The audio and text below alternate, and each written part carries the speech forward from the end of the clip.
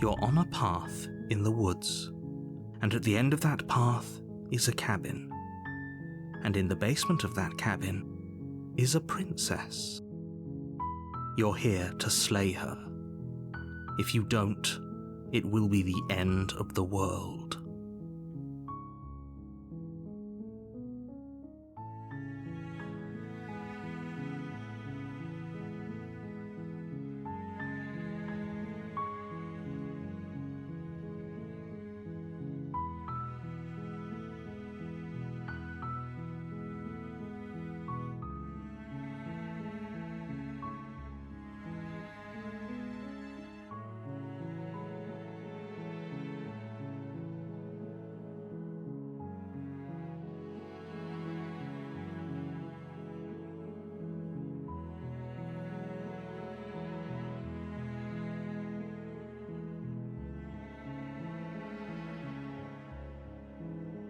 Of course I haven't. Why would I even consider that?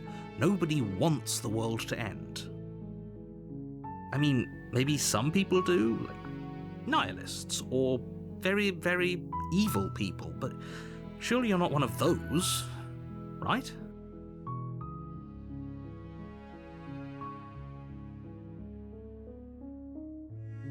While I appreciate the mental exercise, we are running up against a bit of a ticking clock.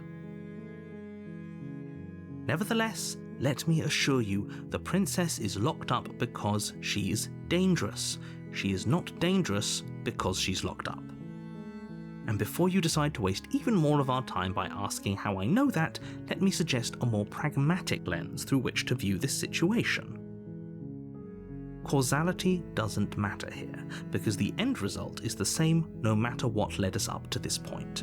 If the princess leaves the cabin, the world will end, and there is no changing that. It's no use arguing semantics over a metaphorical chicken or egg, because the egg is hatched and it's about to ruin everything. Unless, of course, you do your job and slay her.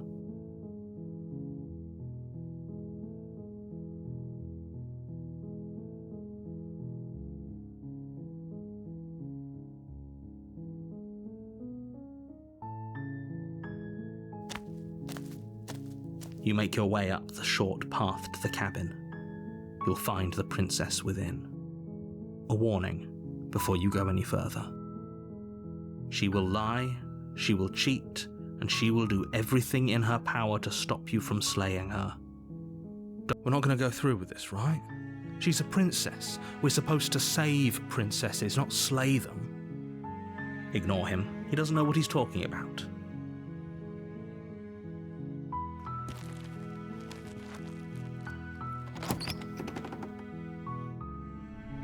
The interior of the cabin is almost entirely bare.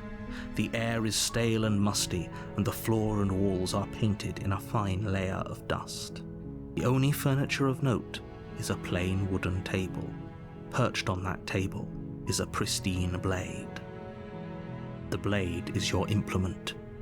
You'll need it if you want to do this right. You take the blade from the table. It'd be rather difficult to slay the princess and save the world without it.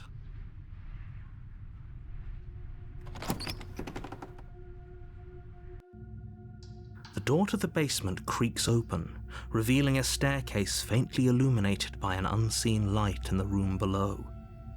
This is an oppressive place. The air feels heavy and damp, a hint of rot filtering from the ancient wood. If the princess really lives here, slaying her is probably doing her a favor. Her voice carries up the stairs. Who's there? She sounds dangerous. It's almost as if she's the one in charge down here.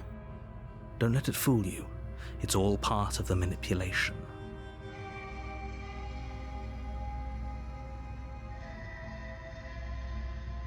Good. You're still listening to reason. You walk down the stairs and lock eyes with the princess. There's a heavy chain around her wrist, binding her to the far wall of the basement. She's so coldly beautiful. Is she really a threat to the world? Focus on the task at hand.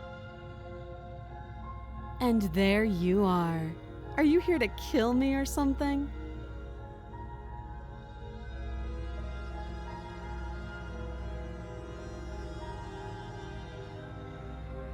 Then drop the knife. We should. It'll go a long way to building trust with her. Don't you dare. It's fine. We can decide what we want to do after we talk to her. Maybe she really is a monster, but killing someone in cold blood isn't very becoming of us. The blade tumbles out of your trembling hands and drops to the floor with an unceremonious clang.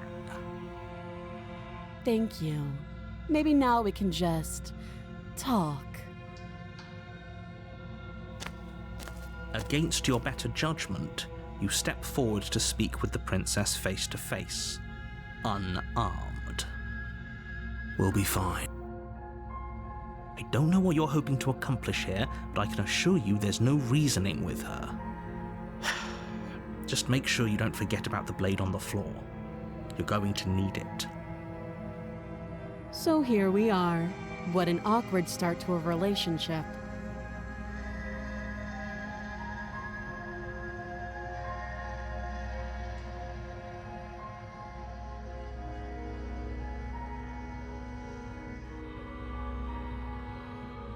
Don't just tell her that.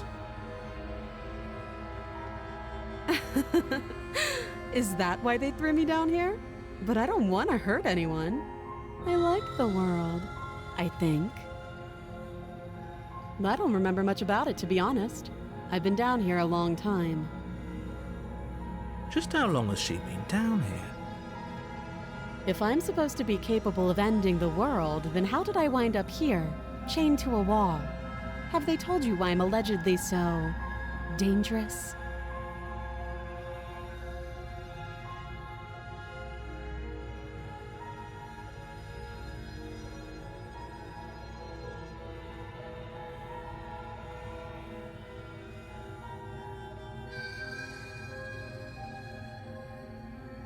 The princess hesitates before responding. She doesn't know. She's been down here too long to have any idea of what she'd do in another life. She knows what she'd do. She's just searching for whatever answer she thinks you want to hear. I don't think I can answer that question in a way you'd find meaningful. At the end of the day, whatever the two of us have going on down here is about trust. Whoever sent you to slay me claimed I was a threat to the world, but they didn't tell you why. That doesn't sound right to me. And I don't think it sounds right to you either. Otherwise, we'd be killing each other instead of talking. She has a point. There's a reason I've been telling you to question the situation, and there's a reason you've listened. So, I could tell you that I'd lead a quiet life in the woods, or that I'd open an orphanage, or that I'd do any other number of good things that I'm sure you think you want to hear. But you don't really know me, do you? What can my word possibly be worth in a situation like this? She's right about one thing. Her word isn't worth anything. Like I said, it's all about trust. Blind trust. So do you trust me, the prisoner, the victim, the princess clearly incapable of ending the world? Or do you trust whoever put me here? She's wrong. This isn't about trust. This is about risk. We stand to lose everything, all for the sake of one person, and a subjugating monarch no less.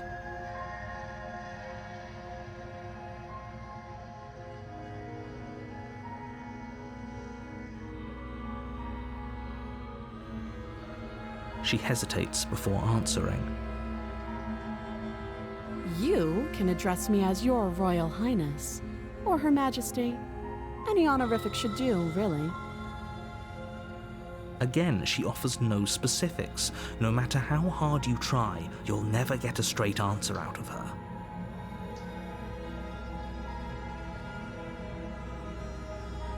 too long.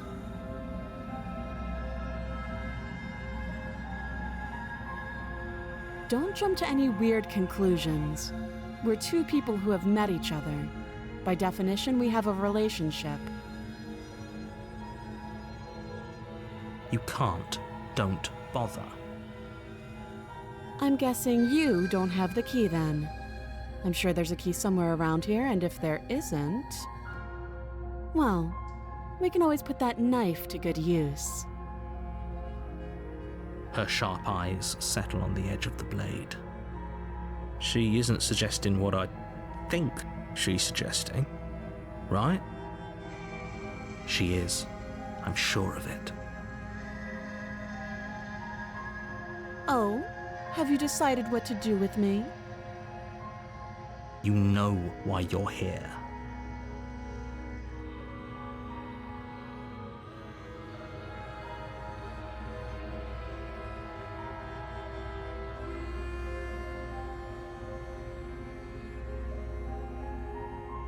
Oh, you have to be kidding me. You walk up to the chains binding the princess to the wall and give them a tug.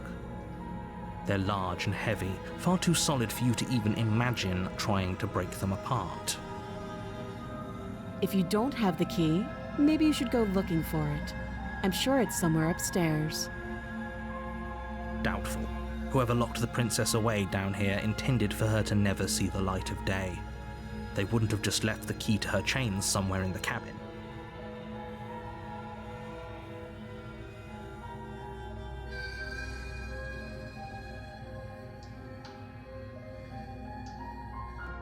That would be fine. I can lose an arm. She speaks with almost complete nonchalance. If we were stuck down here for long enough, I'm sure we'd be nonchalant about cutting our way out. Anything to finally be free. You attempt to make your way out of the basement, but the door at the top of the stairs slams shut. You hear the click of a lock sliding into place. Is someone else here?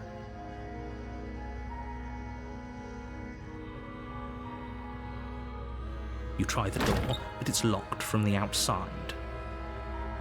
You're here to slay the princess, and you won't leave until the task is done.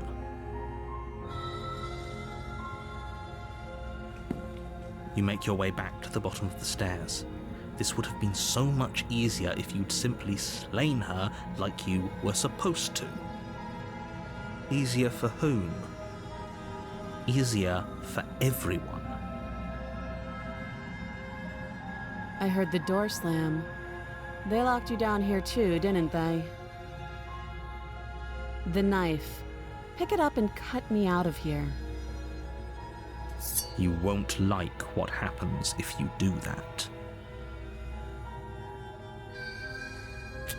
Against your better judgment, you place the blade against the princess's arm, just above the massive, unyielding chain. You cut into her flesh. The blade is sharp, and you make quick work of it. Before long, you're able to crack through bone, and she pulls the bleeding stub of her arm through the iron gauntlet. She didn't so much as utter a sound.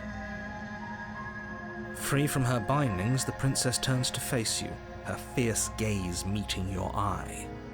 How is she so composed after losing an arm? It's like she isn't even bothered by it. Thank you. Now let's get out of here.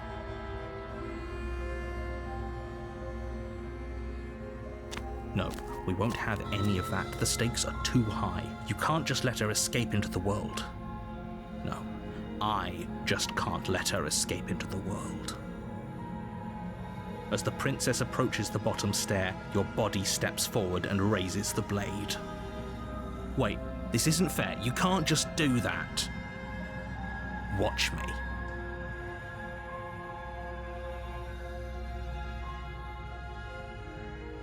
Stop that. I thought this was a little too easy. Your body lunges forward to sink the blade into her back, but the princess swiftly moves out of the way before you can connect. Stop it! Stop resisting me! I am trying to get you out of here alive.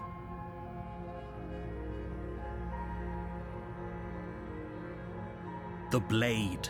Move the blade. You're doing your best to help me, aren't you? I can see the conflict in your eyes. I'll make this quick. She steps forward and pries the blade from your rigid hands. Maybe I'll see you in another life. And then she slits your throat with an almost clinical ease. Her face remains unchanged as she watches you collapse to the ground, blood flowing from your butchered neck. This is the end, isn't it? I'm afraid it is. Everything goes dark, and you die. I hope it was worth it.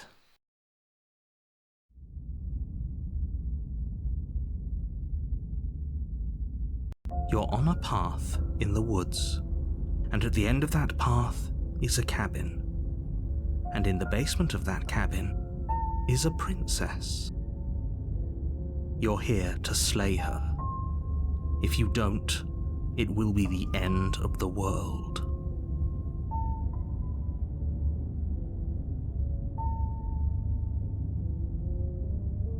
A terrible sense of déjà vu. No, you don't have that. This is the first time either of us have been here. Don't forget what he did to us the last time around. I wouldn't trust a word out of his mouth. There's got to be a way out of here, for us and for the princess. We just have to keep trying. I'm inclined to agree. If he doesn't remember what happened last time, maybe it's best to keep it that way. You know I can hear you two, right? It's going to be a lot harder than you think to keep secrets from me. And as far as trying to help her goes, need I remind you how catastrophically dangerous she is to the world at large? I told you about the stakes of this situation less than a minute ago.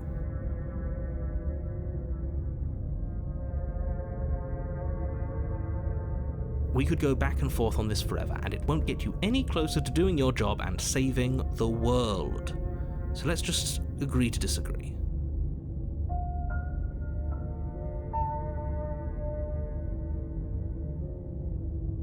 Those are two very different questions, but fine, I'll indulge you if that's what it takes to get you moving. Let's say for a moment that this really is the second time you've met me, or at least a version of me. If you're back here, I'm assuming you died, which probably only happened because you didn't listen to me. The absolute irony. Well, that's one way to put it, I guess. You really don't remember what happened last time, do you? You practically forced the princess to kill us. That doesn't sound like the sort of thing I'd do, which is honestly all the more reason for you to not buy into whatever self-delusions the three of you are crafting. But this is a thought experiment, so I suppose I'll continue to give you the benefit of the doubt. If I did practically force the princess to kill you, it was probably for a good reason. Did you try and free her? Did you say something really mean to me? Because if I really did what you said I did, you probably deserved it. I'm a professional, after all. Sure you are.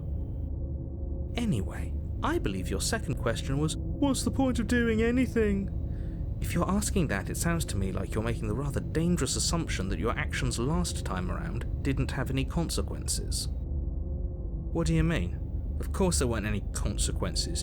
You forced the princess to kill us and now everyone's right back where they started. That sounds pretty consequence-free to me. Yes, but in this purely hypothetical scenario, that begs the question of how you got back here. Did time simply rewind itself, or were you instead transported to a different world entirely? If it's the latter, what do you think happened after you died?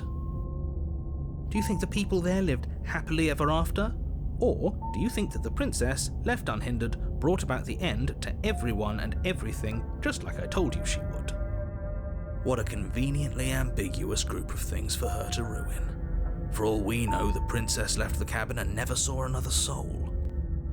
Oh, how I wish that were the case, but if the princess weren't a certain, inevitable threat to the world, the four of us wouldn't be here. And yet, here we are. You're talking in circles. No, I'm talking in facts.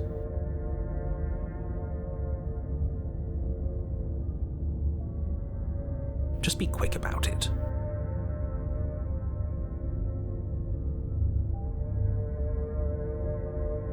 People locked her in that basement, and I told you what this place is. It's a path in the woods. Don't overcomplicate things.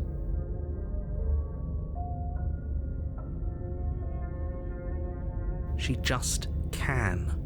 Believe me, I wish I could tell you more, but you'll just have to trust that what I'm saying is true, and that, despite it all, you're fully up to the task that's been given to you. You haven't given us an ounce of proof. You do know that, right?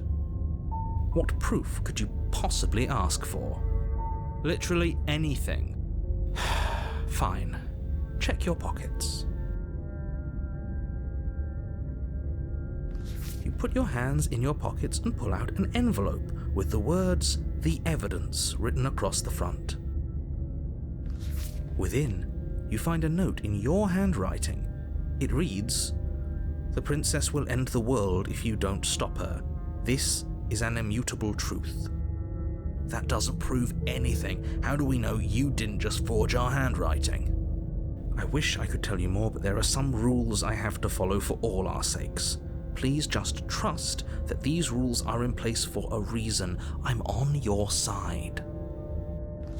You mean you're on our side as long as we do what you tell us to? Exactly. Because you not doing what I tell you to do means you're putting the world at risk. I think we've got everything out of him we're gonna get.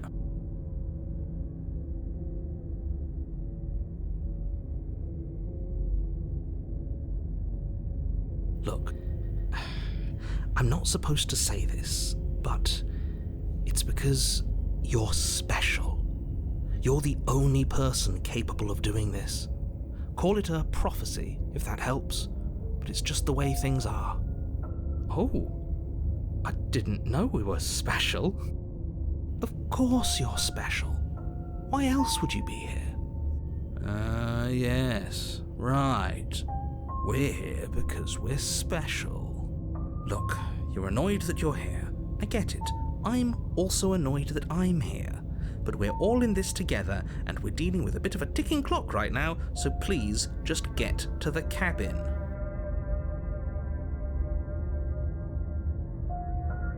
I've told you everything you need to know.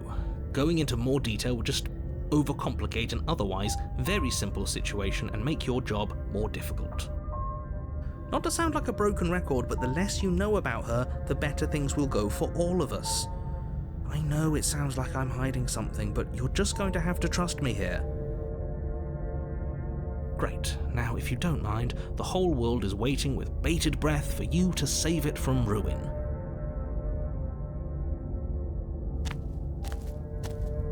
A warning before you go any further.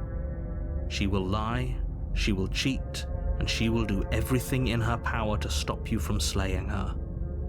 Don't believe a word she says. Yes, don't believe a word she says. Just go in, take the knife, and do what you're supposed to. Wink. Did you just say wink out loud? No, I didn't. Wink. Just ignore this clown and focus on the princess.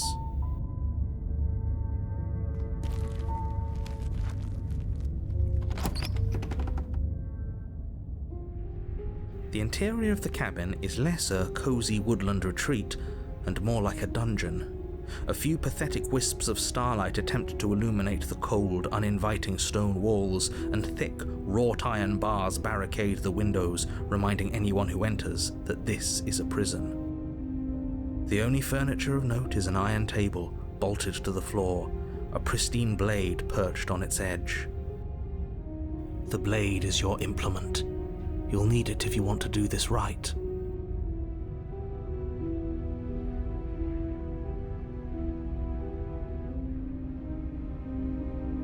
He definitely did not. Does a mirror not count as furniture of note to you? Because it should. There isn't a mirror.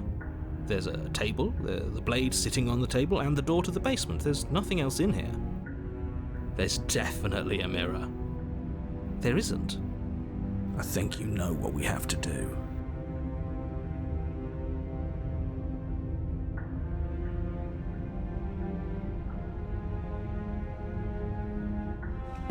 walk up to the wall next to the basement door. It's a wall. There isn't much to see here. This really isn't funny. You reach forward and rub your hand against the cabin wall. I hope you know how ridiculous you look right now. But it was there a second ago. And now it's gone. If he doesn't want us to know about it, it must be important. We should keep our eyes peeled. Maybe it'll be back.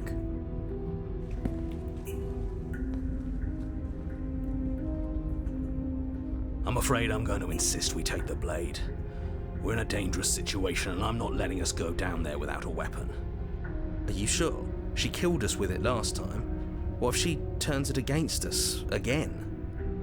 Yes, I'm sure, and I've already got a plan for that. Still with those past life delusions, are we? I hope part of that plan is don't give the world any monstrosity your only weapon, because unless you've decided to arm the princess, I don't think you need to worry about her having a weapon. Peachy, we'll be fine. Okay, I'm trusting you.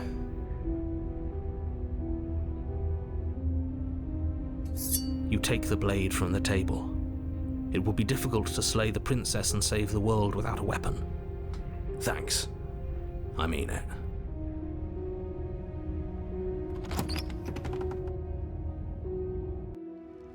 The door to the basement creaks open, revealing an old stone staircase. A few sputtering torches attempt to vaguely illuminate your path, dancing across glimmering patches of slimy moss on the stone steps. If the princess lives here, slaying her would probably be doing her a favor. Her voice, harsh but controlled, carries up the stairs. Is that a visitor I hear? Please, come downstairs. It's been a while since I've had company. Does she remember us? You walk down the stairs and lock eyes with the princess. She looks up at you, the heavy collar around her neck clanking loudly as she moves, the chains binding both her wrists to the far wall, joining the metallic chorus as she adjusts her hands in her lap. So much for cutting her out of here. Do you hear yourself right now? Cutting her out of here never should have been on the table. Have you noticed the empty chain on the wall? Odd that in a place where everything seems to serve a distinct purpose, there would be something so obviously useless. That was there last time too, wasn't it? It was. What an interesting development. Why don't you have a seat? The two of us should chat before you bury that thing in my heart.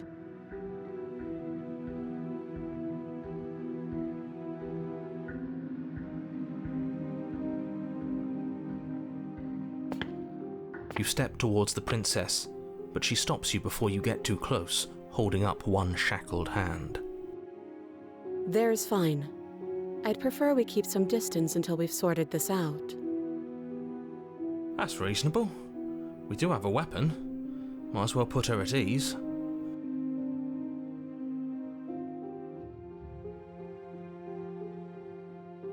You do as she asks and sit on the floor, still a good distance away from her.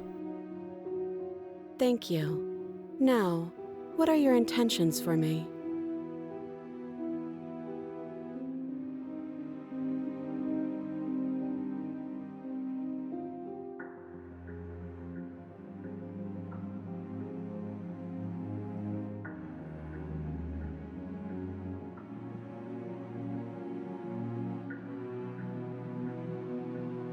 Oh, are we acknowledging that? I thought we weren't going to give away the game. But yeah, I remember. I guess what you said back in the woods really was true. As much as I would like to remain in denial, it's no use. This has complicated things. It's complicated things how, exactly? Ideally, this was supposed to be one and done. You go to the cabin, you heroically slay the princess, and in the process you save the entire world from being damned to oblivion. The situation right now, where you're getting a second shot at things, is a contingency. A contingency for what? For you failing, obviously. And you being here means that things are going to be a lot harder than they were.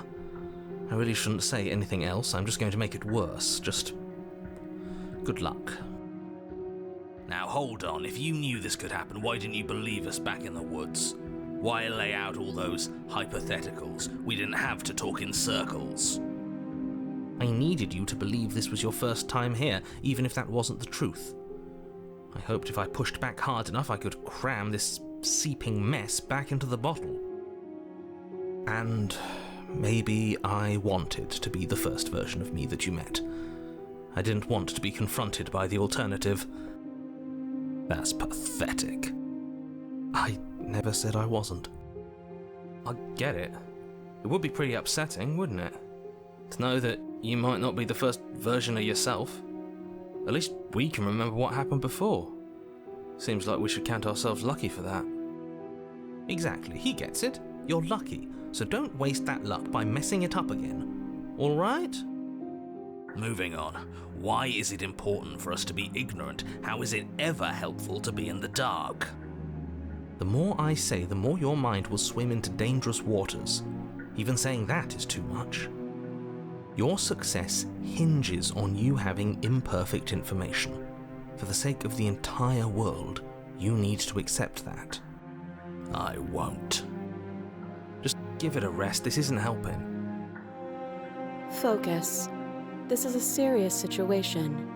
You shouldn't be daydreaming.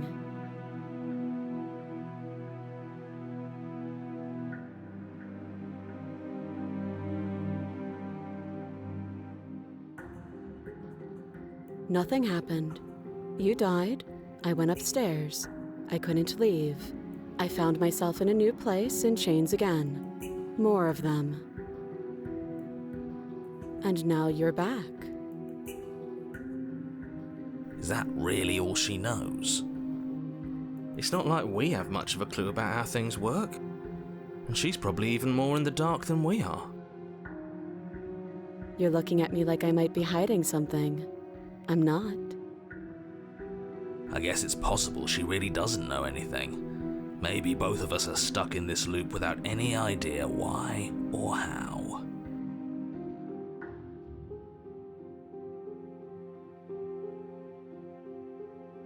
I don't know, but you could always try it on.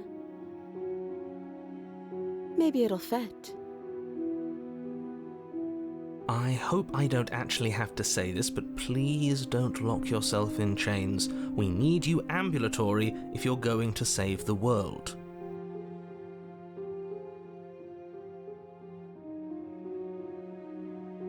Yes, your intentions. You have a knife. What are you going to do with it? Why are you here? There isn't a keyhole in these shackles, and I don't see any keys in your hands either. So I'm afraid my only way out is another surgical removal. Is she forgetting about the shackle on her neck? Or does she think she'd survive a beheading? You're right. Maybe she's delusional. All the more reason not to trust her. Unless she really could survive. Though I suppose you could just be here to kill me. But I don't think that's in either of our best interests.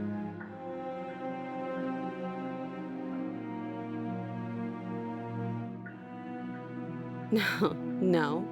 Like I trust you to come any closer with that knife. All you're going to do is hand it to me and watch me work. But she would have to cut her head off, right? She can't be suggesting that. She certainly seems confident. Maybe she knows something we don't. Or maybe you should consider the most likely scenario. She's bluffing so she can disarm you. Though if she isn't bluffing, whatever she has planned might be for her benefit alone. There's no guarantee that what's good for her is good for us. So, what should we do? I don't know. I'm just spelling out our options, listing the pros and cons. Then let me help you. I'll start with the cons. If you're handing her your weapon, the cons are that she might use it to escape and end the entire world. And she might use it to kill you. That doesn't sound great. What about the pros? There are none. The pros are that we can't trust him, possibly even more than we can't trust her. And whatever she has planned could do something to mess with what he has planned. Or maybe they're both screwing us over in their own ways.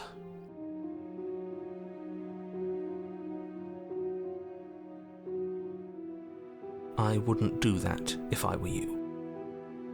And why is that? Do I even need to explain myself? It's a shackle and it's one without a key. Do you want to be stuck here like she is? And what? Is it going to lock the second we put our wrist into it? I don't know. Maybe it will.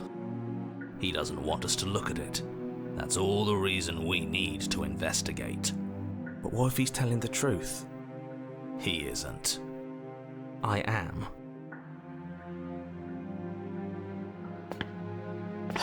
Against your better judgment, you approach the chain dangling from the far wall. The princess watches you with faux disinterest as you inspect it, though she can't fully hide her curiosity. I don't want to say what I'm supposed to say next. What is that supposed to mean? It sounds bad. Is it bad? Yes, it's bad. Come out and say it then. You're just wasting time. Fine. As you hoist the shackle, its heft shifts within your grasp, as if pulled by some odd magnetism.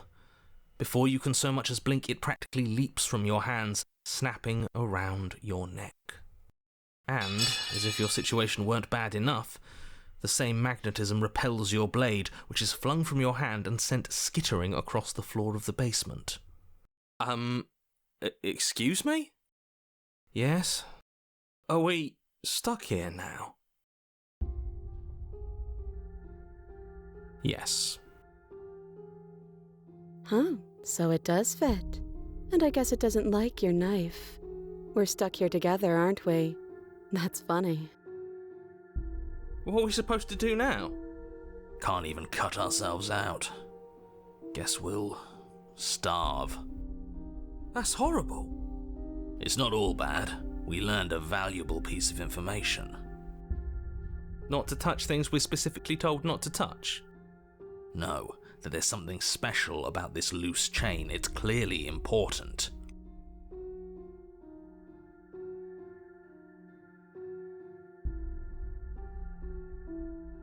No.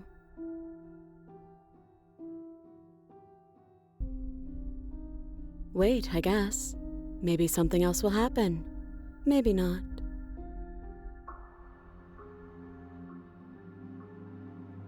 Nope. That's rude.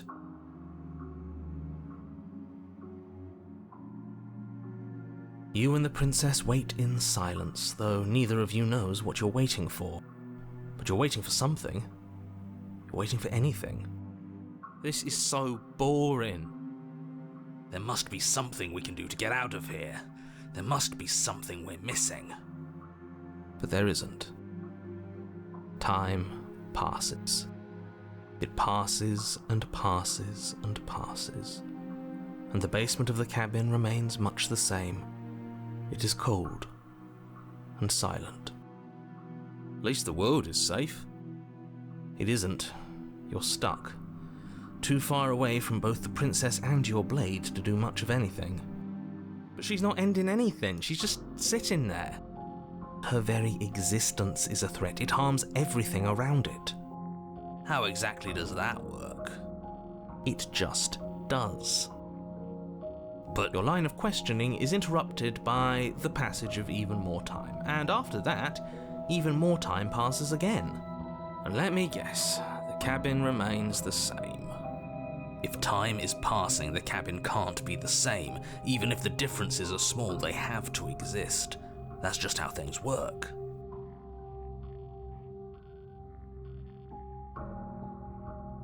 I suppose you're correct. Things are changing. The differences are small at first, a bit of weathering here, a bit of erosion there. But then they get larger and larger.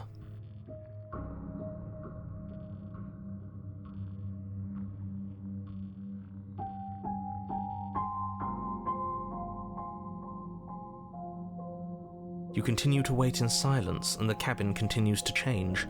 The decay comes faster now. You can see earth through holes in the stonework, can watch lichen spread along the seams of the walls. That doesn't make sense. Has our entire concept of time changed? What happened to starving? We should have died by now if the rocks around us are starting to erode. She hasn't starved. I guess she hasn't.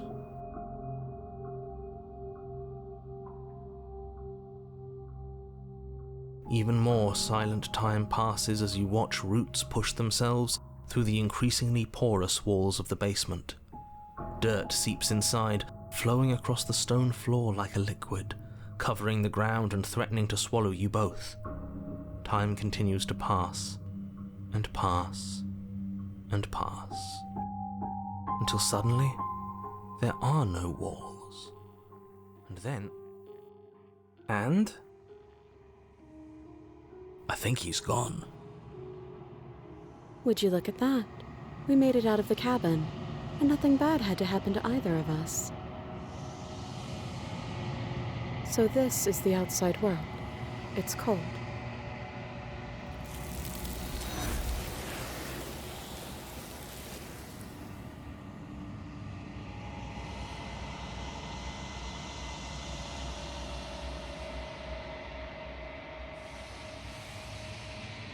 She's gone.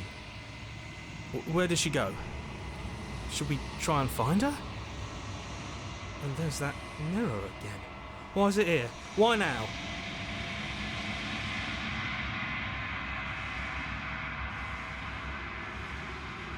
It is.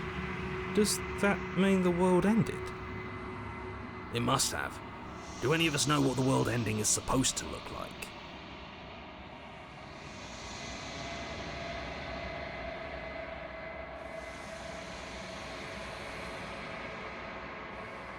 I'm begging you, don't do this.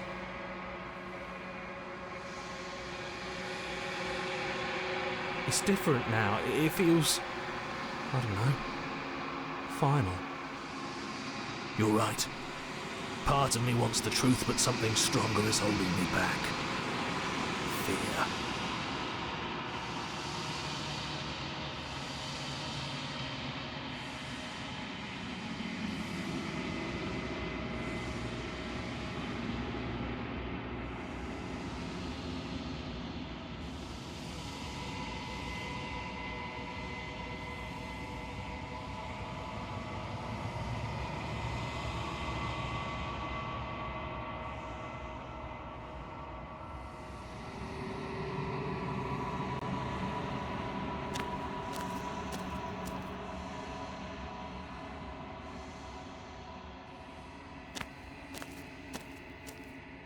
Something finds me in the long quiet and brings me the gift of a fragile vessel.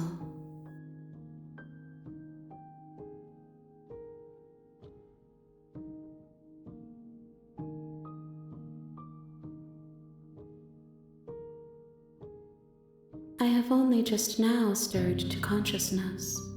I could not have trapped you here, and I too yearn to be free.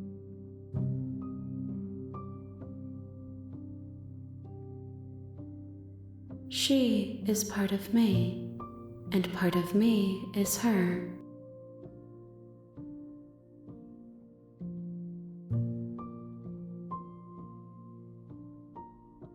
You speak in circles. Does it matter where one thing begins and another ends? I am solitary lights in an empty city. What are you?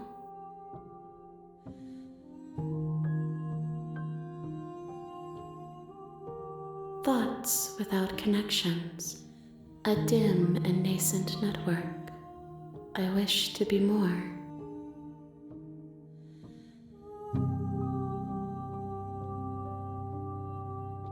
I think that you are like me. We are oceans reduced to shallow creeks.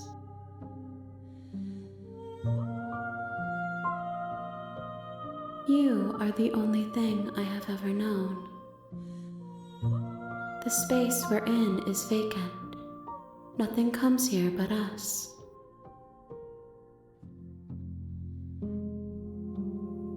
Nothing as we are, but I know that there are worlds beyond us and that we are meant to reach them. There is no exit, but this vessel is a creature of perception. She can make you forget, if only you believe her to be able to. Bring me more perspectives so that I may be whole, and perhaps then we will know our freedom.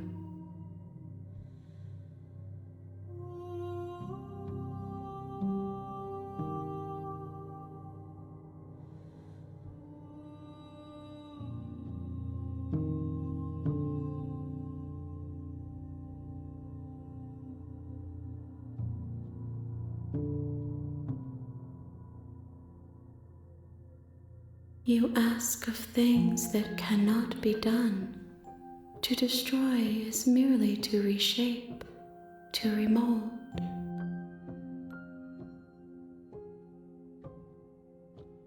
How can I know?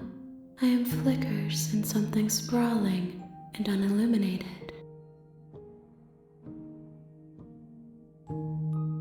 Everything, until we meet again.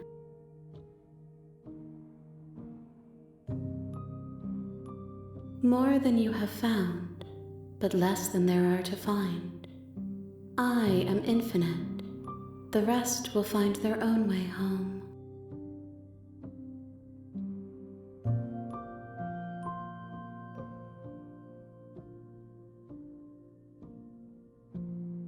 I have not lived. I am not afraid to die.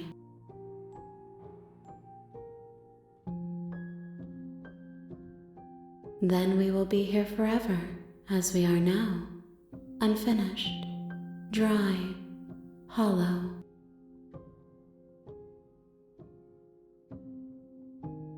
She asks that I tell you to remember her.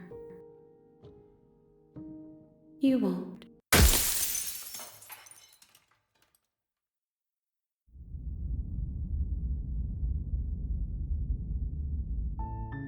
You're on a path in the woods, and at the end of that path is a cabin. And in the basement of that cabin is a princess. You're here to slay her. If you don't, it will be the end of the world.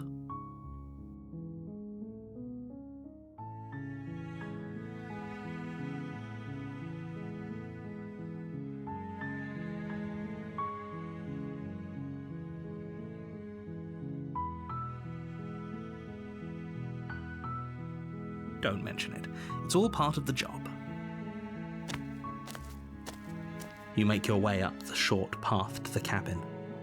You'll find the princess within. A warning before you go any further.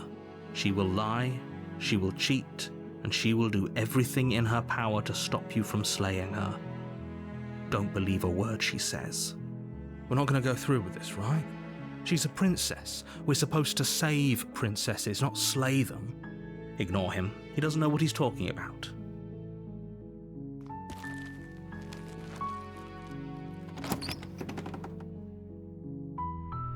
The interior of the cabin is almost entirely bare. The air is stale and musty, and the floor and walls are painted in a fine layer of dust. The only furniture of note is a plain wooden table. Perched on that table is a pristine blade. The blade is your implement. You'll need it if you want to do this right.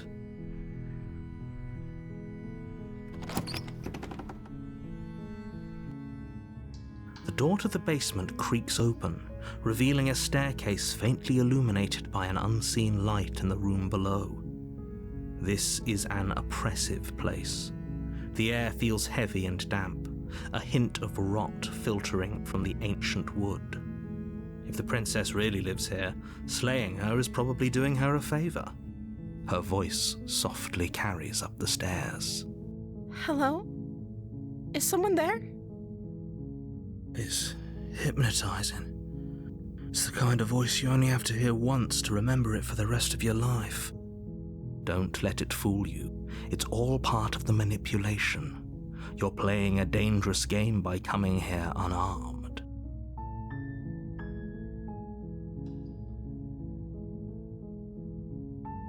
Good. You're still listening to reason. It would be better if you had a weapon, but you may still be able to do what needs to be done. You walk down the stairs and lock eyes with the princess. There's a heavy chain around her wrist, binding her to the far wall of the basement. She's beautiful. How could someone like this be a threat to anyone? I am begging you to stay focused. There's a lot riding on you here. Hi. Do you think you can get me out of these chains?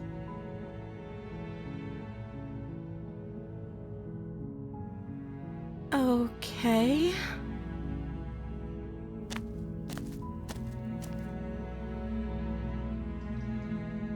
Oh. She pauses, carefully formulating her words before she responds. You can address me as Your Royal Highness. Or you can just call me Princess if Your Royal Highness is too formal. Is Princess her name or her title? What if it's both? Could you imagine being named Princess Princess?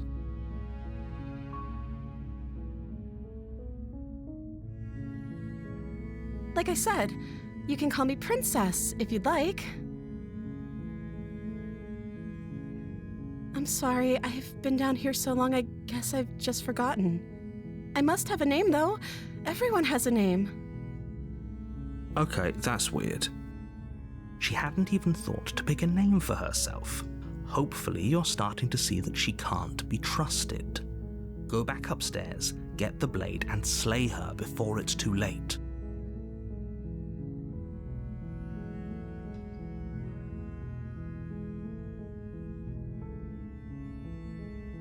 The princess hesitates before responding. She doesn't know. She's been down here too long to have any idea of what she'd do in another life. She knows what she'd do. She's just searching for whatever answer she thinks you want to hear. Are you looking for the truth, or are you looking for the right answer? Because with the dynamic we have going on here, I don't think the specifics of what I do really matter. It's not like you'd believe me.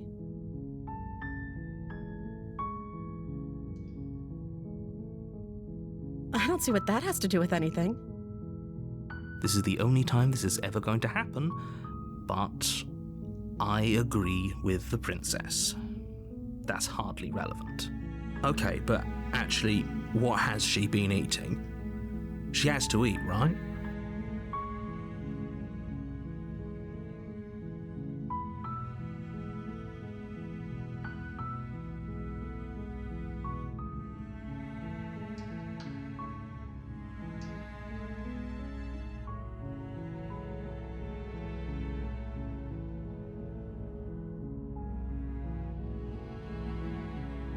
Only making this more difficult. Thank you. Thank you. You're making a huge mistake. No, you're doing the right thing. You walk up to the chains binding the princess to the wall and give them a tug. They're large and heavy, far too solid for you to even imagine trying to break them apart. I'm guessing you don't have the key? Maybe it's somewhere upstairs. Doubtful.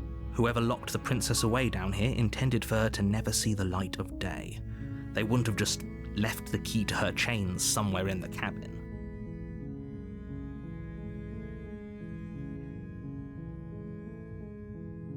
Maybe there's some way to break the chains? Or if that doesn't work, I guess we can always cut me out of them. She offers the suggestion with almost complete nonchalance. If we were stuck down here long enough, I'm sure we'd be nonchalant about cutting our way out if it meant we could finally be free. You attempt to make your way out of the basement, but the door at the top of the stairs slams shut. You hear the click of a lock sliding into place. Is someone else here? You make your way to the bottom of the stairs. This would have been so much easier if you'd just taken the blade like you were supposed to. Easier for whom? Easier for everyone. Look at the mess you're in. I heard the door slam. They locked you down here too, didn't they? There's a slight panic rising in the princess's voice. If I could just get out of these chains, I know we could force our way out of here together. She barely hesitates before raising her arm to her mouth, her teeth tearing through her limb with the determination of a trapped wolf. As she rips her flesh from her bone, a sound comes from behind you, the clang of bouncing metal. It's the blade from upstairs. You're not sure how it made its way down here, but if there's a time to strike, it's now. Or we could use it to free her. You won't like what happens if you do that. Fine. Against your better judgment, you place the blade against the ragged, self-inflicted wound on the princess's arm, just above the unyielding chain binding her to this place. You cut into her flesh. The blade is sharp, and it takes little effort to crack through the bone of her arm. Her limb falls to the ground, and the heavy chains follow suit.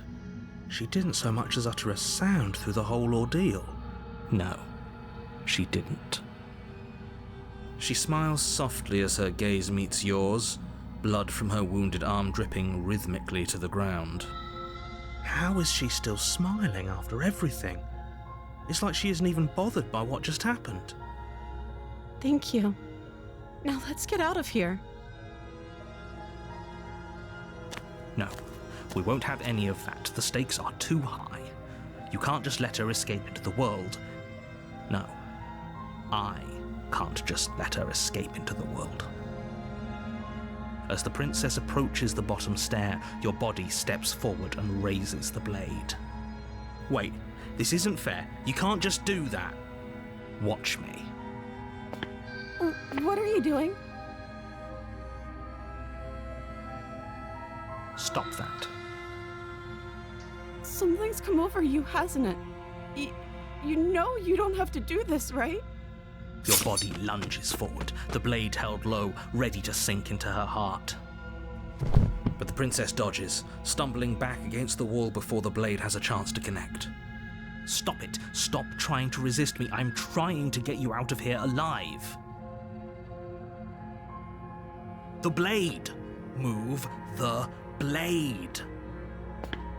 As your body remains frozen in stubborn resistance, the princess takes a cautious step forward. We both know this isn't you. She nervously reaches towards you and takes the blade from your infuriatingly rigid hands. What are you doing? I'm sorry. I'll try to be quick. She plunges it into your chest, tearing through flesh and sinew. It is agony. But you aren't dead yet. Oh no! I'm so sorry.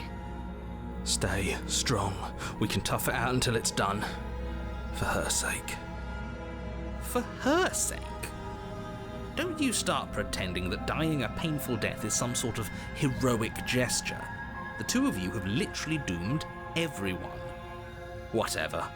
She sinks the blade into your chest again and again and again, and you feel every inch of burning pain that slices its way into your body. I'm sorry. She doesn't know how to use a knife, does she?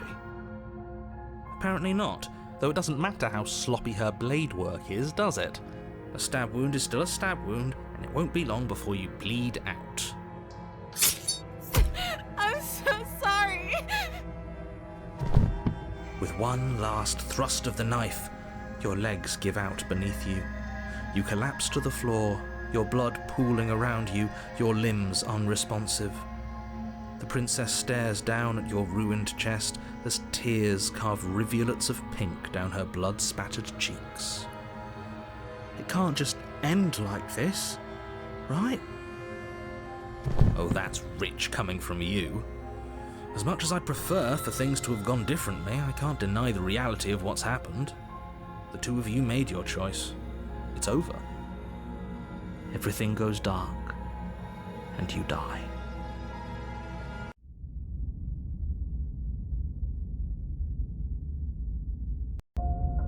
You're on a path in the woods, and at the end of that path is a cabin.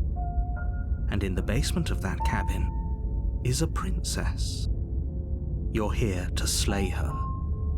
If you don't, it will be the end of the world.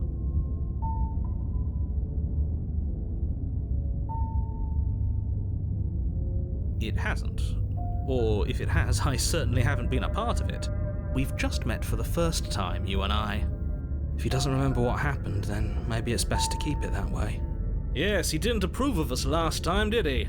If we're going to save our beloved, we'll have to be sneaky about it.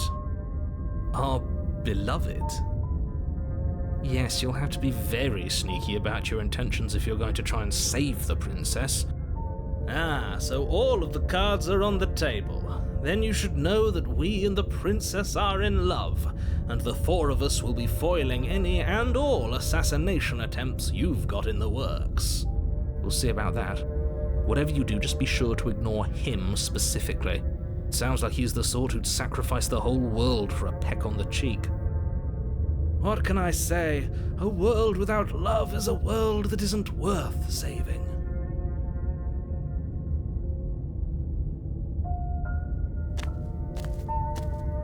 A warning before you go any further.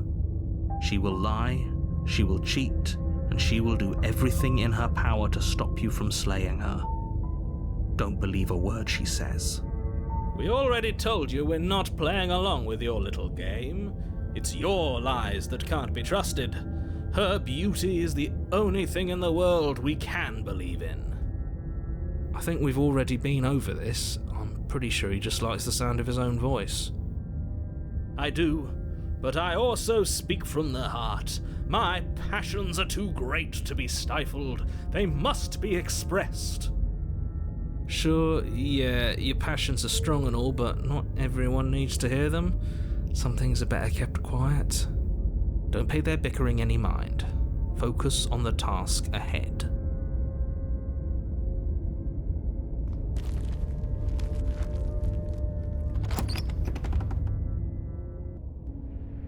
The interior of the cabin is clean and elegant, its stone walls draped in fine threaded tapestries, a prison befitting a royal prisoner.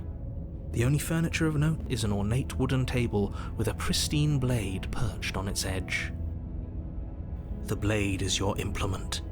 You'll need it if you want to do this right.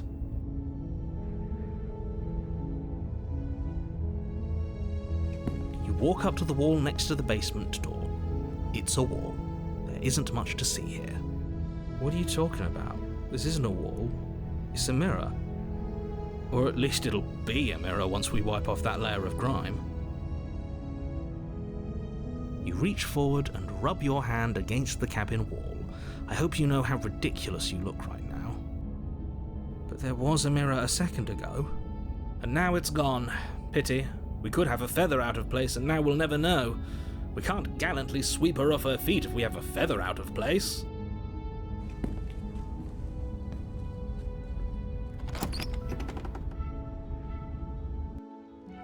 The door to the basement creaks open, revealing an intricate stairwell. Gold-trimmed carpet glimmers in the light of the torches positioned along the walls. The basement almost seems welcoming in the dim firelight. But it's still a stone basement. If the princess lives here, slaying her is probably doing her a favor. A soft voice carries up the stairs. Hello? Is someone there? Her voice. It's somehow even more beautiful than last time. I can hear wedding bells already. I've held my tongue till now, but you're taking this a little too far. We barely even know the princess. We can still do right by her without all this over-the-top fawning.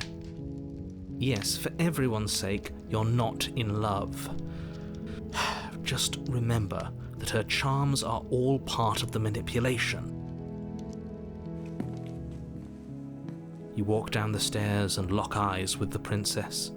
There's a heavy chain around her wrist, binding her to the far wall. My love, we're here to rescue you from your unjust and foul imprisonment. You know she can't hear you, right? She may not be able to hear my words, but surely she can hear my spirit. Oh, your spirit's plenty loud, all right. It's you, my dashing hero. I was so worried you wouldn't come back. Did you hear that? She said we're dashing. And she called us a hero. Flattery really goes a long way with the two of you, doesn't it? Waiting for you to come back. I didn't want to believe your ravings back in the woods, but this is next to incontrovertible evidence. You've been here before. That's right, villain, and you killed us. Well, she killed us. Only because he made us try and kill her. It was self-defense. Our beloved's hands remain unstained by cruelty. And you've died before. So an entire world has been damned to oblivion. I'd really hoped I'd be the first, but what's done is done. What matters is you have a chance to do it right this time. We damned a whole world, but everything reset. Nothing resets, you're just somewhere else, and you can't keep hopping between worlds forever, especially not without leaving a trail of incomprehensible devastation behind you. This is horrible.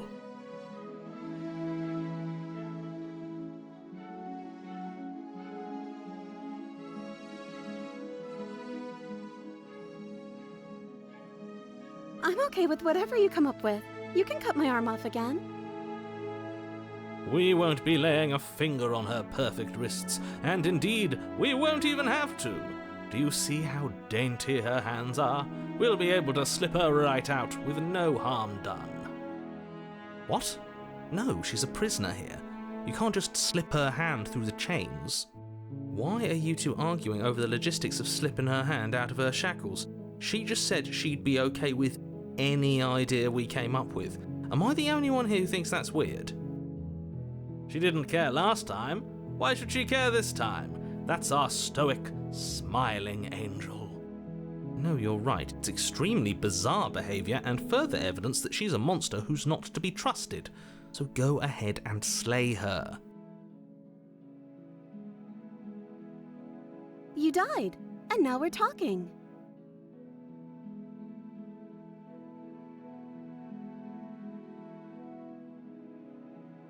I don't know. Was I supposed to have ended the world? Would that have made you happy?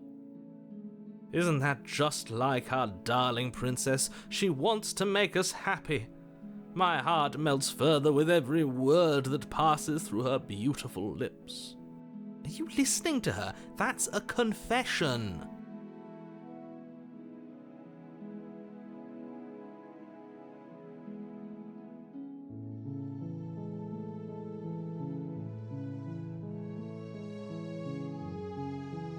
At least you're being honest.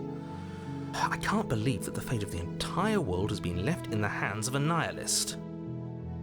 The princess shifts in uncomfortable confusion. Me too. I don't care. She wasn't confused for long. If she doesn't care, then clearly she didn't end the world. It would take a great desire for evil to do something so inconceivable, and our dearest has not an ounce of cruelty within her. All is well, and it's high time we rescued our beloved.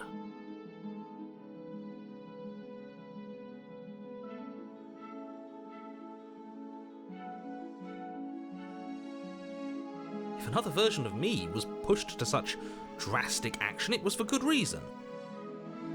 That's okay. You were just doing your best, and that's all that matters.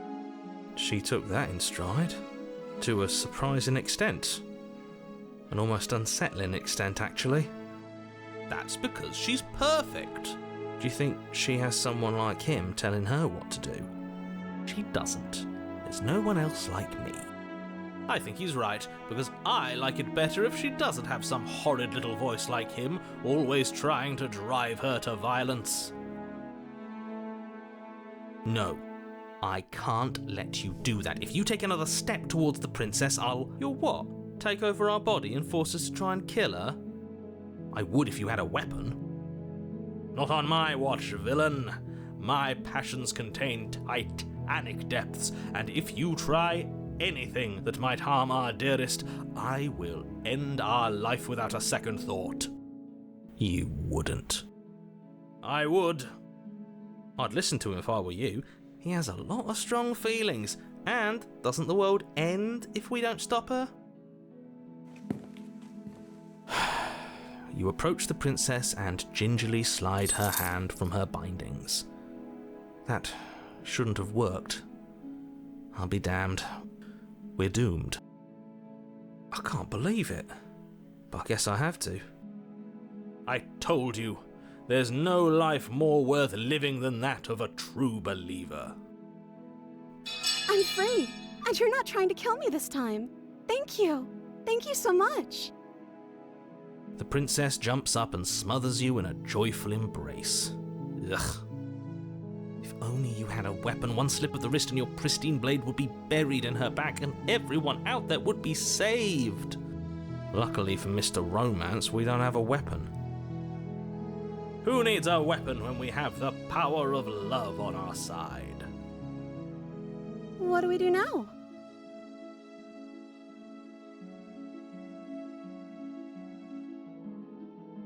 That sounds perfect.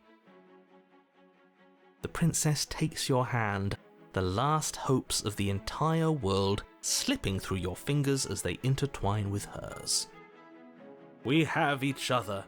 We don't need the world for our happy ending. I like to think that you do, actually. Look, I have my doubts, but the choice has been made and this is happening. You don't have to mope about it.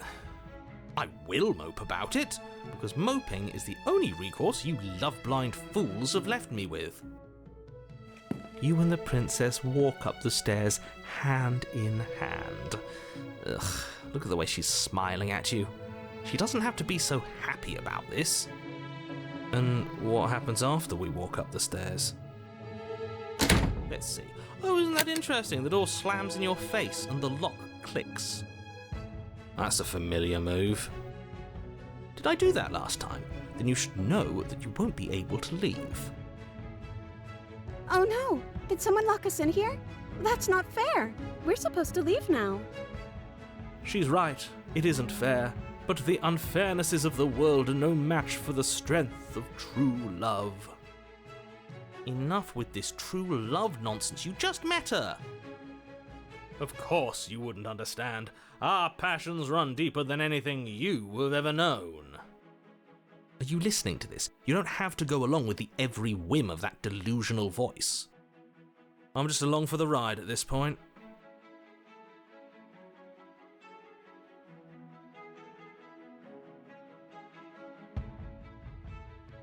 Okay, yeah, let's do it. Like a pair of teenagers in love, you and the princess place your hands on the door together. Blech. And the lock clicks and the door creaks open. Are you kidding me? I told you our love was insurmountable. You and the princess make your way upstairs and the blade, that's right, there's still a chance for you to do the right thing. Take the blade from the table and slay her before it's too late. You're enjoying this, aren't you? You're taking every opportunity you can to draw out the end of the world and make me suffer. I hate you.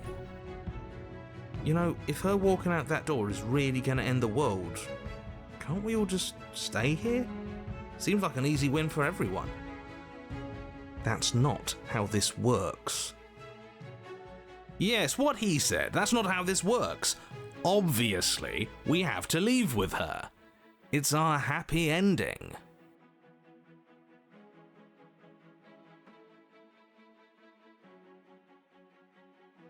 That's the way out. We're going to leave together, just like you wanted. Yes, I suppose you are going to do that, aren't you? You cross the room, opening the door to the cabin, and then you step outside. Our happy ending at last. We did it! What should we do now? Where did everything go? Where did he go? Oh, is he gone? I hadn't noticed. I was too busy staring deep into our beloved's eyes. I'm cold. Is being happy supposed to be so cold? She's cold. Quick, our feathers. Pluck them all and weave her a coat worthy of a princess.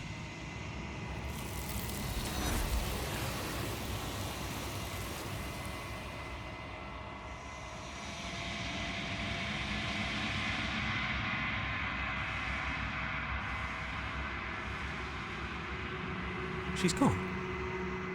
Where did she go? Should we try and find her? And is that a mirror? Why is it here? Why now?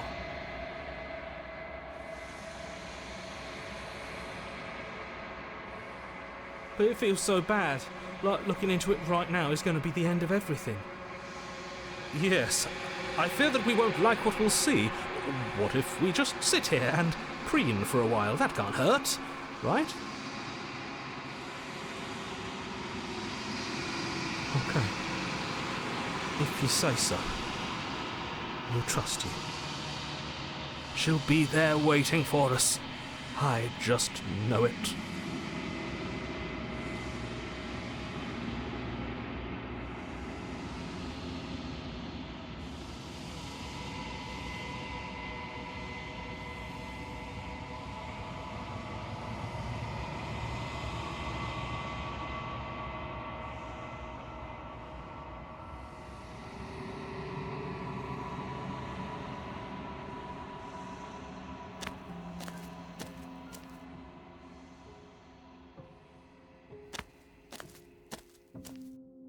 Flickering lights in empty cityscapes become pockets of vitality and movement.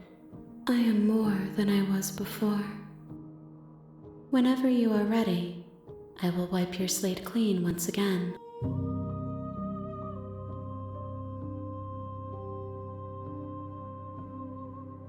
Is a child the same as an infant? I am an unbroken pattern, but every vessel gives fresh perspectives and carves new avenues of expression. I am different, but I am the same.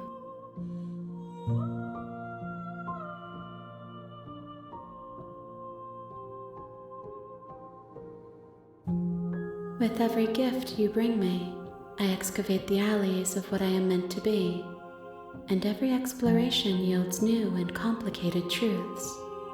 What I will be is different than what I am, and what I am is different from what I was. I cannot tell you what desires I will hold when I have changed. But in this moment, all I want is to know myself and to know you.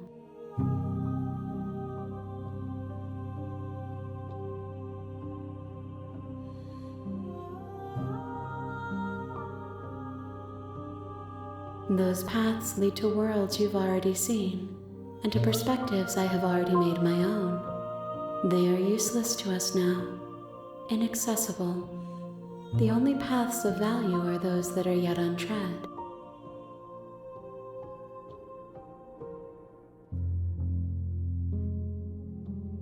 This one is soft and delicate. You molded her to love you, and she'll make for a gentle heart. Do not mourn her. She has served her purpose.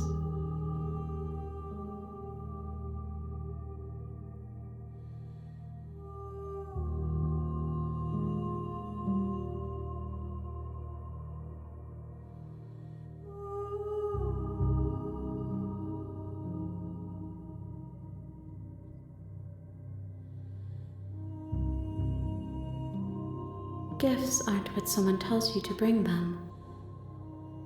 My joy is in seeing what you choose. There are no wrong answers, and every perspective illuminates my shadows and shares new secrets.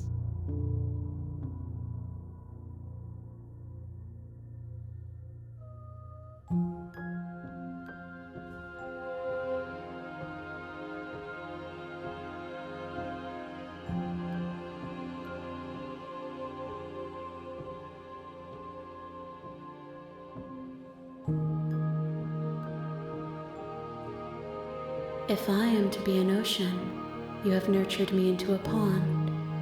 My waters are shallow and murky, and I yearn for more perspective. You will have your rest in due time, and I am sorry for the burdens I place on you.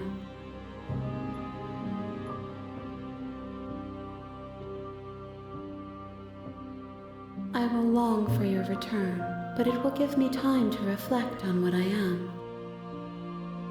We will meet again.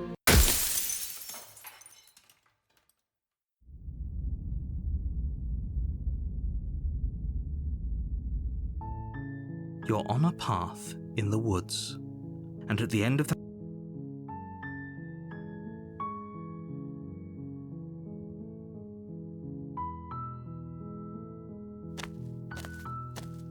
You make your way up the short path to the cabin. You'll find the princess within.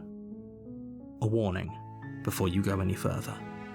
She will lie, she will cheat, and she will do everything in her power to stop you from slaying her. Don't believe a word she says. We're not going to go through with this, right? She's a princess. We're supposed to save princesses, not slay them. Ignore him. He doesn't know what he's talking about.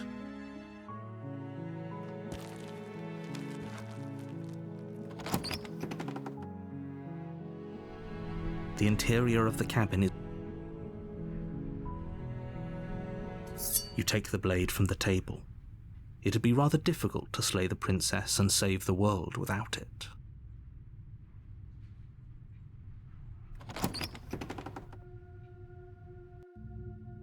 The door to the base... Good. You're still listening to reason. You walk down the stairs and lock eyes with the princess. There's a heavy chain around her wrist, binding her to the far wall of the basement. She's so coldly beautiful. Is she really a threat to the world? Focus on the task at hand. And there you are. Are you here to kill me or something?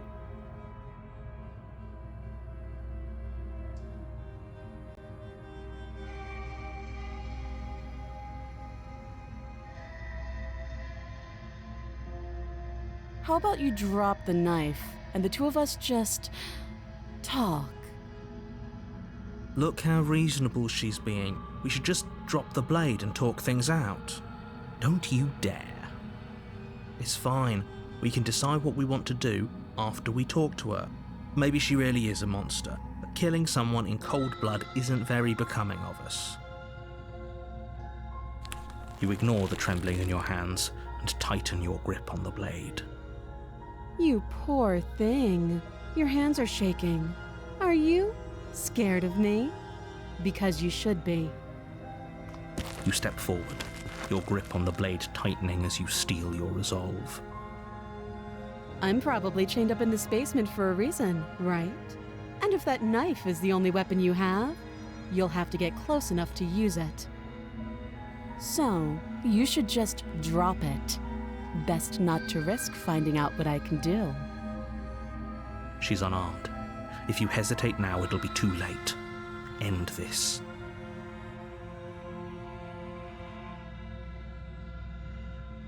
You're so close. Don't give up. You've come this far.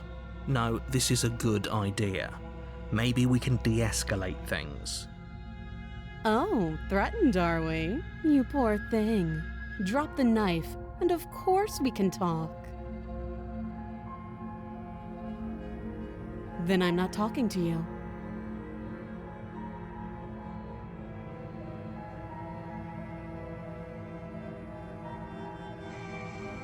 I guess we are. For the love of everything, just slay her already. Or drop the blade. Do something. You stare at the princess, squinting fiercely. She squints back. The two of you are going to do this forever, aren't you? You'll have to blink eventually.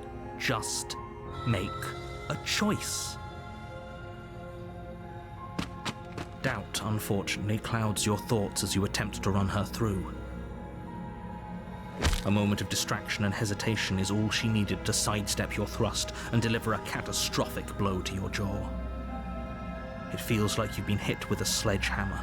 You can feel bone grinding on bone where your jaw has been fractured. Holy shit, that hurt! Though she's unarmed, the shock of that first strike is enough to stagger you, putting you and the princess on somewhat equal footing. Your blade slashes through the air again and again, and her fists connect with your body as many times or more, each impact as heavy as that first bone-crushing hit.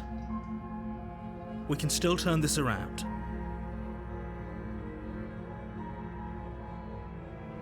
You and the princess stare at each other, both gasping for breath, equally exhausted. You probably won't make it out of here alive, but you can at least make sure that she won't make it out of here either. Excuse me?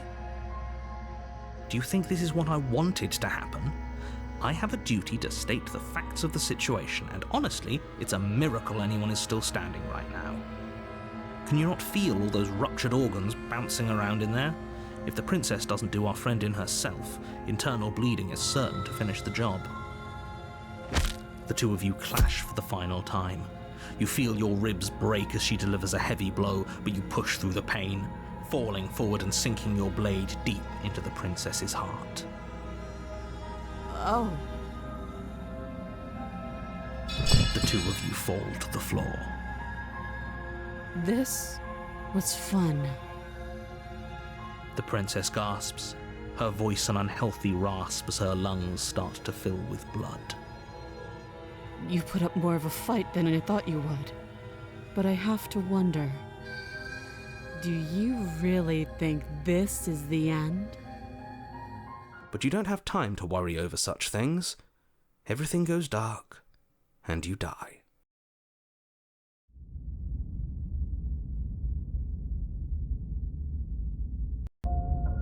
You're on a path in the woods, and at the end of that path is a cabin.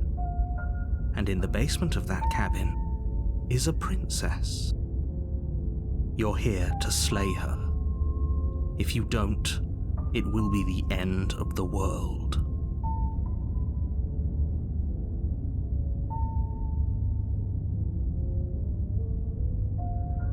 I can assure you that you didn't slay her and that she didn't kill you. People don't just spring back to life after dying, and the two of us are meeting for the very first time. If he doesn't remember what happened, then maybe it's best to keep it that way. You know I can hear you, right? It's going to be a lot harder than you think to keep secrets from me. That's fine. It doesn't matter if he can hear us. The only thing that matters is marching up to that cabin and winning. That's the spirit. There's no point in squabbling when the real threat is just up that hill.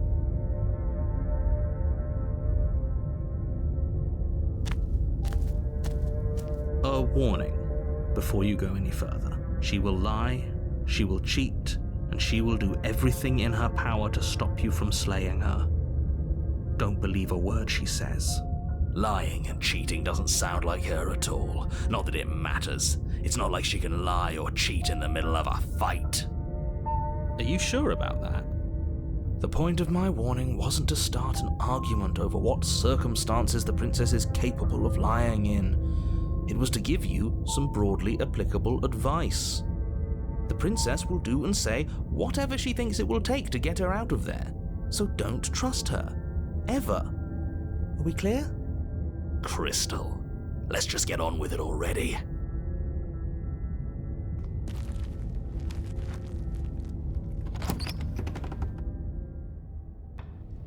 The cabin is tighter than its exterior would suggest. Its cold stone walls press in on you, as if trying to forcefully direct you towards your destination. The only furniture of note is a black iron altar with a pristine blade perched on its edge. The blade is your implement. You'll need it if you want to do this right. You take the blade from the altar. It would be difficult to slay the princess and save the world without a weapon.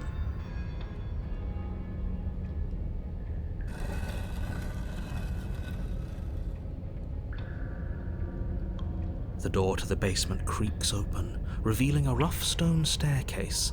its walls pressing at your sides and tightening as you descend. The air seeping from below is heavy and oppressive, with an almost sulphuric odor to it. If the princess lives here, slaying her would probably be doing her a favor. Her fierce voice carries up the stairs. Is that another challenger? Finally. It's been ages since I've had a good fight. This isn't what she sounded like last time. Her voice is a little deeper, almost threatening. Good. Sounds like my kind of princess. As much as I appreciate the enthusiasm, just make sure you don't let your bloodlust get to your head. You need to stay focused and keep your wits about you. Remember, you're here to slay the princess, not to have a good fight. As you descend the final step, the form of the princess comes into view, a large shackle leading from her wrist to the basement wall. Looks like she could rip those chains out of the wall without a second thought. Oh, it's you again. I'd been hoping you'd find your way back here. Good to see that death doesn't stick for either of us. And you brought your little knife, too. Yes! I'm going to have fun breaking you into little pieces.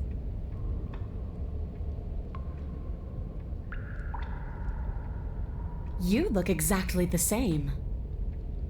All right, fine. I believe you. What? What you said earlier in the woods, I believe you. You've already met the princess, and the princess has already met you. But that's all the more reason to take this seriously. You don't know that whatever brought the two of you back to life isn't a fluke.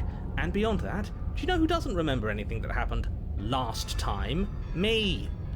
I don't remember. Are you okay? Of course I'm not okay. As far as we're all concerned, the fate of my world is still very much on the line. Not all of us have the luxury of jumping over to a parallel universe the second we die.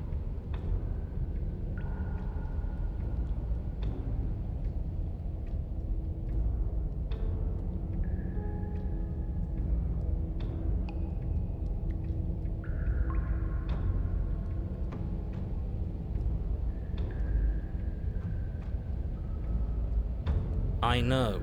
You and the princess have been talking about it. You don't have to be so snarky.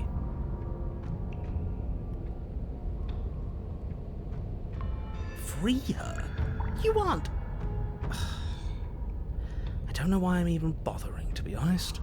You know the stakes of the situation. Who says I want to be free?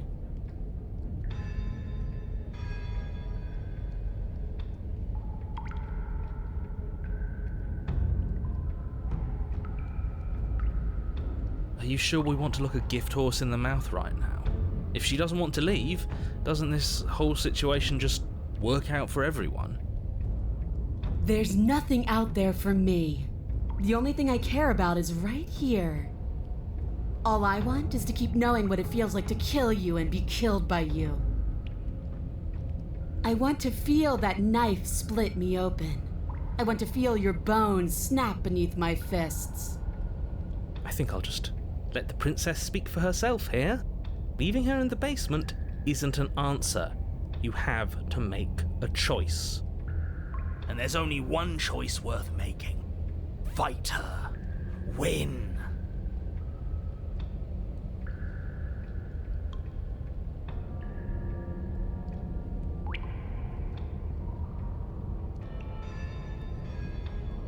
I'm sorry, did I hear that right? Did you just say you're going to try and free her? She doesn't even want to be free. Exactly. So beyond the apocalyptic moral implications of letting her out, how do we even think that's going to work? I mean, we have a weapon, right? We could always just cut her out, yeah? While she's trying to kill you. Yeah, why not? And then what? Do you think she'll just follow you out of here? Maybe. I don't know. It's worth a shot, isn't it? No, it's not.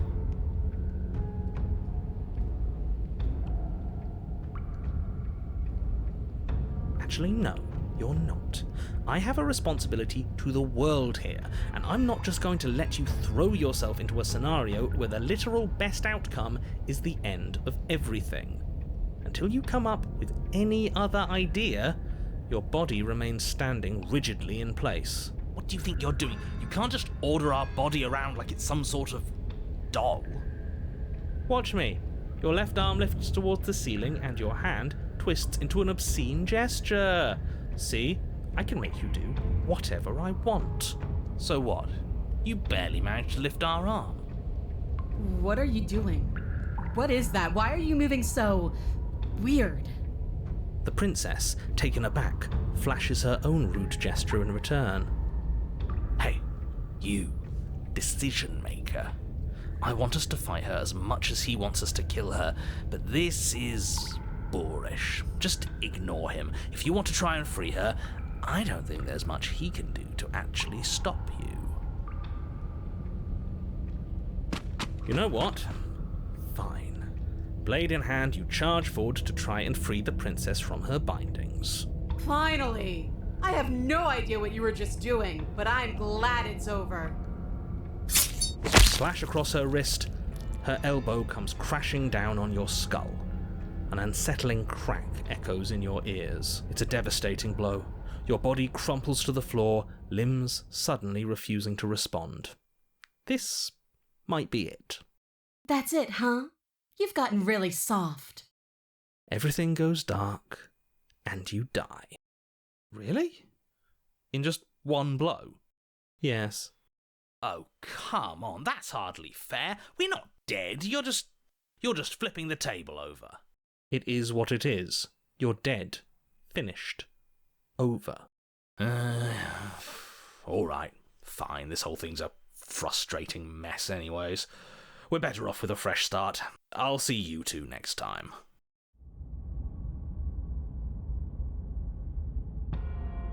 You're on a path in the wood. If you weren't so damn focused on freeing her, we wouldn't have died back there. You're strong, but you're bullheaded. This isn't a fight, it's a puzzle.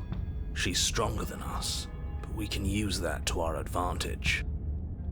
I hate puzzles. I've never done a puzzle myself, but anything that doesn't get us beaten to death is good in my book. What do you have in mind? Same thing as last time, only we'll be smarter about it. We're getting her out of there. After that, we're seeing what happens. Are you insane? Do you have any idea how dangerous that would be? If she gets out of here, that's it. Game over for everyone, yourself included. Are you not challenging us on all the looping? Have you known about it the whole time? Are you the same one we've been talking to since the beginning? Sorry to disappoint what I'm sure must feel like a grand revelation, but that's not what's going on here. We've never met. Enlighten me then. I have no memory of meeting you, but you've clearly seen things you weren't supposed to have seen. You'd only be saying the things you've been saying if you'd already been here. So where does that leave us? It leaves us exactly where we started, and where I'm sure you've already been before. The princess, left unhindered, will bring about the end of the world. You have to put a stop to her, and the only way to do that is to slay her. Screw it. I'm sick of this smug asshole telling us what to do. If you need help busting her out of there, I'm your man. Welcome aboard. And if things go bad once we get her out of the cabin, well, at least you'll be able to get the fight you wanted. The rest of you had better keep those two in check. They're far along the edge of a dangerous path. Don't let them go any further.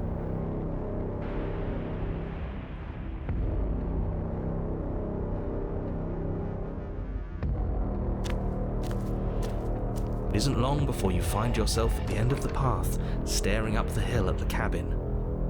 I hope you've given serious thought to your predicament. No last advice for us? No words of warning? From what I gather, you've heard it all before. There's no use screaming into the wind.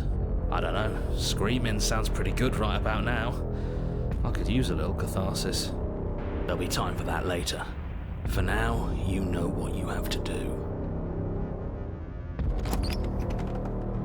The interior of the cabin is suffocatingly tight, more of a glorified tunnel than a building. Its stone walls squeeze against your sides, leaving you no choice but to press forward. The only furniture of note is an iron altar jutting out from the wall, a pristine blade perched on its edge. The blade is your implement. You'll need it if you're going to do this right. But there's nowhere to go in here. This is just a hallway with a mirror at the end of it. A mirror? But there isn't a mirror here. There's the iron altar, the blade sitting on the altar, and the door to the basement. Does he really not see it? Or maybe what we see as a mirror, he sees as a door. It is a door. And before you ask, no, it's not a mirror-shaped door. The object at the end of this room is both door-shaped and a door. There shouldn't be any room for misinterpretation. Who cares what it is? It's in our way, we should smash it. Take it. You take the blade from the altar. It would be difficult to slay the princess and save the world without a weapon. Good. Wouldn't want to be pushed around without a way to push back. And she likes when we can push back, doesn't she? You step forward and approach the door to the basement, hesitating before you open it, as if you don't see it. You're rather committed to the bit, aren't you? The door's right there, it's right in front of you. It's a bit grimy. Why don't we wipe it clean? You reach forward and drag your hand across the door leading to the basement. As if on command, it slowly slides open, scraping against the floor as it reveals the dim path ahead. Before you is what may as well be a sheer cliff face. There are enough footholds that you'll be able to clamber your way to the bottom, but it will require careful effort. The air hissing up from below is warm and wet, like the breath of an enemy locked in close quarters. If the princess lives here, slaying her is probably doing her a favor. Her voice, bold and fierce and impatient, echoes from the chamber below. Do you have more fight in you than last time? That was such a disappointing show. I know you can do better than that. She hasn't changed as much as she did the time before. She still wants a fight, which means we still know her. We can use that to our advantage. You've nowhere to go but down. You start the difficult journey, gripping the stone, lowering yourself foot by grueling foot. But soon, there is solid ground beneath you. We best remember how to get back up. The last thing we want is to be stuck between a wall and a raging devil. You turn to face what lies at the end of the narrow tunnel. The princess, imposing and tightly muscled, grins back at you from the darkness. Her face widens into a broad grin. There you are, knife in hand. How thrilling! Attack me, bleed me, twist the blade in my flesh, break your bones against my body. I want a real challenge this time. If we're trying to break her out, I doubt she'll come willingly. We'll have to use ourselves as bait. I really don't like the sound of this. It's the only way to get us both out. And we need to see what happens when she leaves the cabin. You know what? I should have tried to intervene earlier because I can't let you do that. I won't. Tough shit. We're the ones in control here. It's not the... Yeah, doesn't feel nice to be yanked around against your will, does it? Well, what are you waiting for? If we're gonna do this right, you can't be scared. You need to want this as much as I do. So go on. Make the first move. Don't keep me waiting.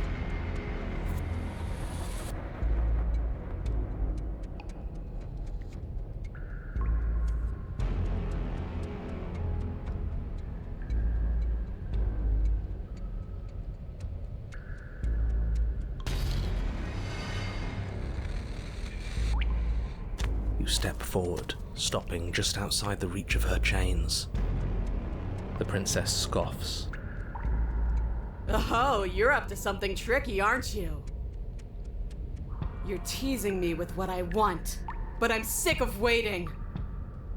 I'm not going to let you give me another bad fight. I'm going to get what I want.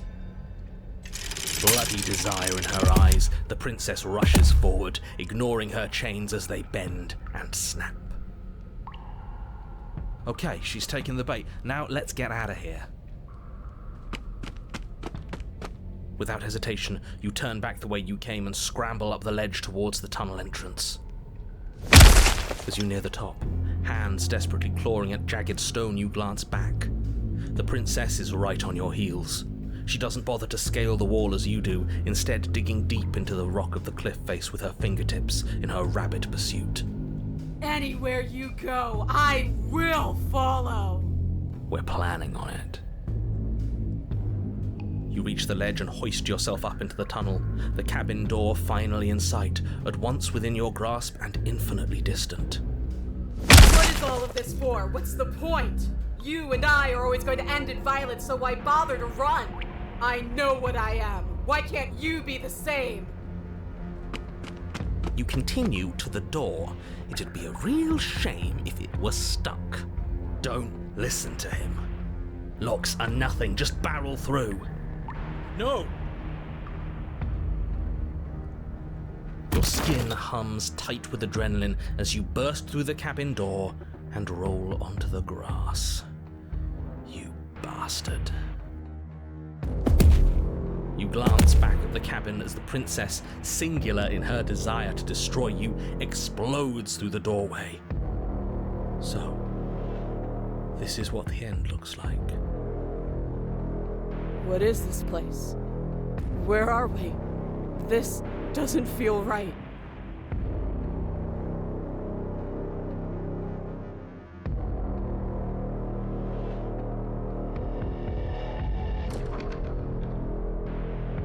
This is just another place. I don't care about places. I only care about you. Is this what you wanted?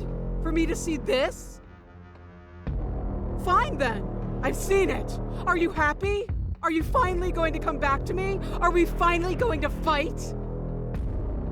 She readies her powerful legs to charge you, but then she slumps. But I don't feel like fighting anymore. I'm cold. It feels like this is where I'm supposed to be, like stepping out of that door was some driving purpose I've long forgotten. But I don't want to be here. I don't want to be here. I'm so confused. I'm sorry. It's cold.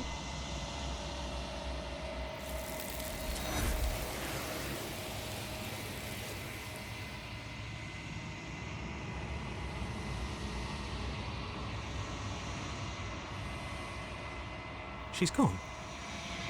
Where did she go? Should we try and find her? And there's that mirror again. Why is it here? Why now?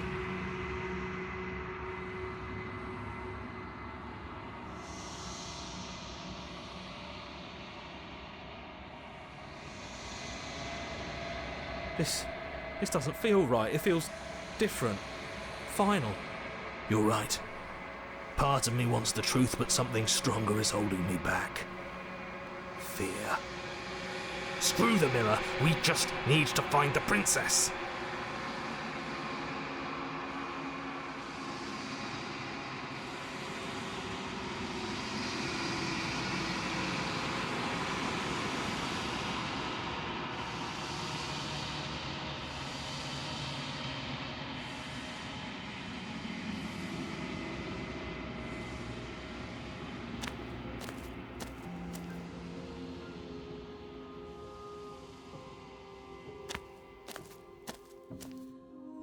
I am a growing chorus of contradiction, a mass of tides ebbing and flowing all at once in more directions than my attention can bear to hold. To look at any one is to shift them all into something new, and to look away is to reshape them yet again.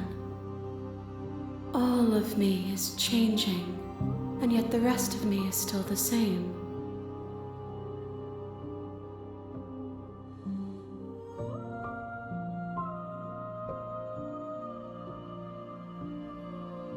This one remembers a spark lost in time, and she would stop at nothing to reclaim it. She will make for a burning heart. Do not mourn her.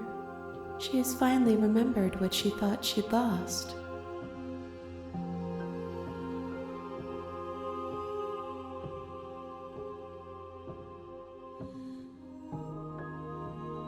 My perspectives are shadowed.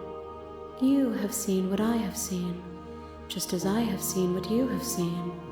The angles of my vantage do not offer me hidden truths, and my attention is turned inward, except when you are here with me.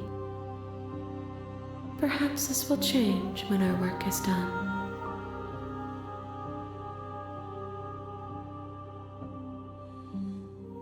As easily as you can stand to be you, you are like me, even if you have chosen not to look at the corners of you that do not fit, even if you have chosen to ignore the brilliant contours of your soul.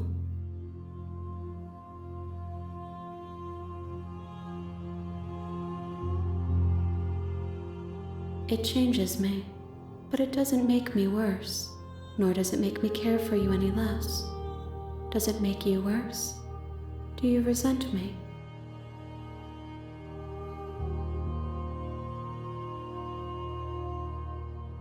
It does seem small from here, and the more we journey, the smaller each of those steps will be, but that doesn't make any of them less special.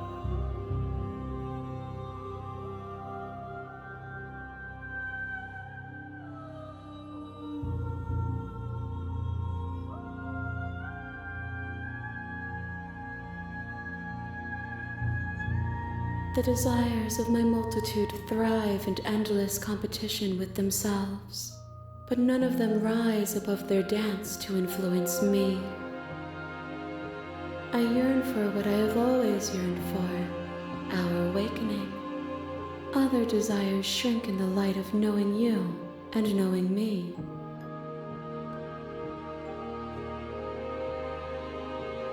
I care about your gifts, but I have no preferences to burden you with. Even if I did, I would never dare to tarnish our relationship by assuming myself above you. We will know when we near our destination.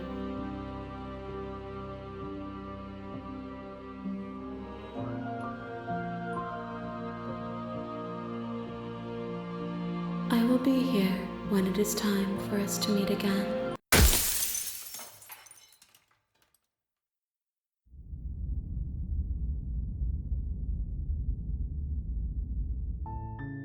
You're on a path in the woods, and at the end of that path is a cabin. And in the basement of that cabin is a princess. You're here to slay her. If you don't, it will be the end of the world.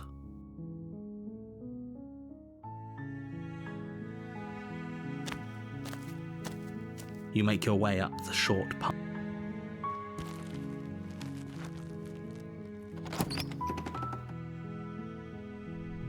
The interior. You take the blade from the table. It'd be rather difficult to slay the princess and say.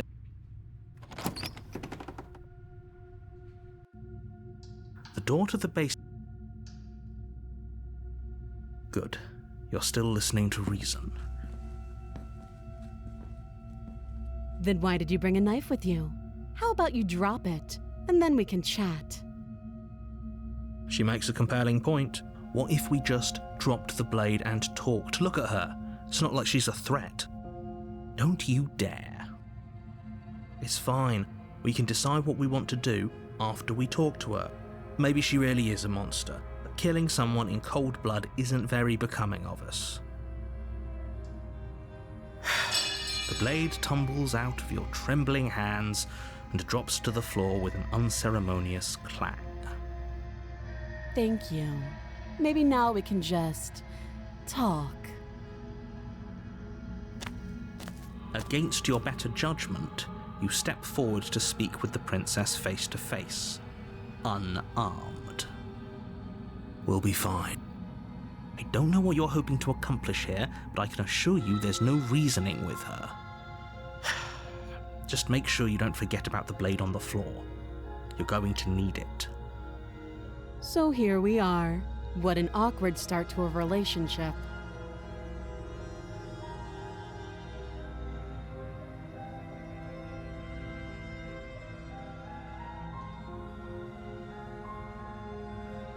You can't. Don't bother. I'm guessing you don't have the key then. I'm sure there's a key somewhere around here, and if there isn't, well, we can always put that knife to good use. Her sharp eyes settle on the edge of the blade. She isn't suggesting what I think she's suggesting, right? She is. I'm sure of it. Oh, have you decided what to do with me? You know why you're here.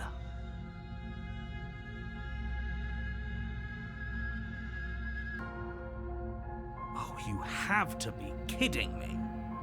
You walk up to the chains binding the princess to the wall and give them a tug. They're large and heavy, far too solid for you to even imagine trying to break them apart.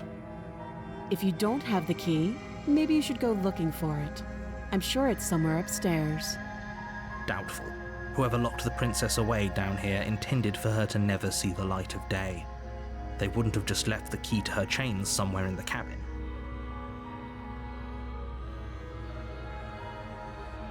I'll be here.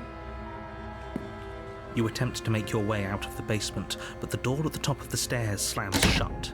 You hear the click of a lock sliding into place. Is someone else here? You make your way back to the bottom of the stairs. Against your better judgment, you place the blade against the princess's arm, just above the massive, unyielding chain. No, we won't have any of that. The stakes are too high. You can't just let her escape into the world. No, I just can't let her escape into the world. As the princess approaches the bottom stair, your body steps forward and raises the blade. Wait, this isn't fair. You can't just do that. Watch me. Stop that. I thought this was a little too easy. Your body lunges forward to sink the blade into her back, but the princess swiftly moves out of the way before you can connect. Stop it. Stop resisting me. I am trying to get you out of here alive.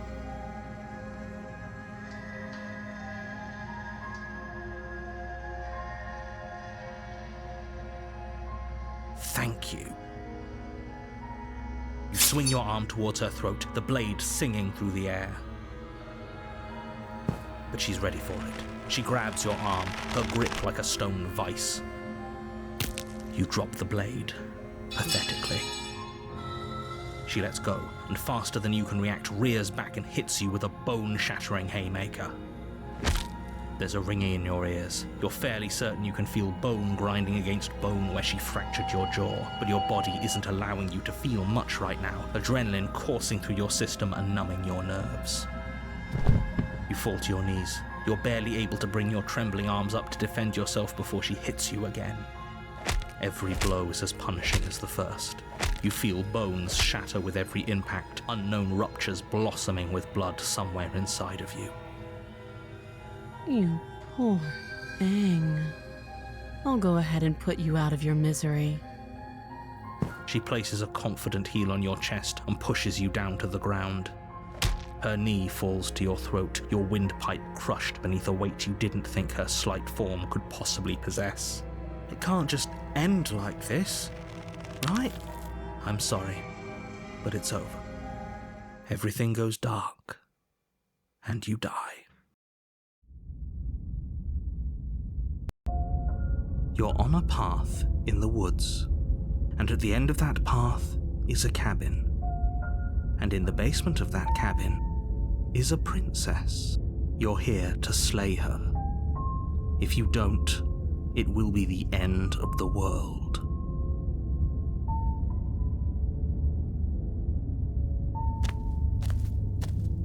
A warning. before you go any further. She will lie, she will cheat, and she will do everything in her power to stop you from slaying her. Don't believe a word she says. We might as well just pledge ourselves to her and stop pretending we're capable of doing anything in this situation. She probably doesn't even need to try to overpower us. Can we tone down the pessimism just a smidge? I'm not being a pessimist. I'm just being realistic. You're being annoying. Just ignore their bickering, and whatever you do, don't pledge yourself to her. I cannot stress enough how absolutely catastrophic that would be for everyone, yourself included. I agree. If she's wrongfully imprisoned, then we should rescue her, but if he's telling the truth, we shouldn't just hand her the world on a silver platter. Rescue her? Given the stakes of the situation, there isn't really a difference between rescuing her and pledging yourself to her. Either would be terrible. So please try to ignore both of those knuckleheads and focus on saving the world. Let's not make this harder than it has to be. If that's what you want, I guess I don't have a say here.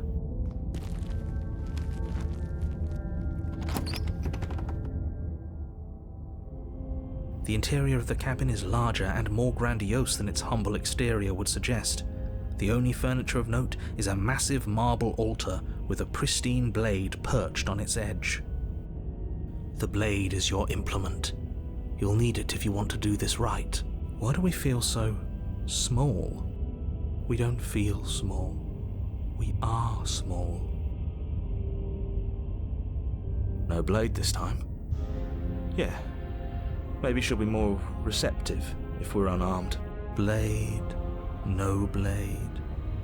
It doesn't matter.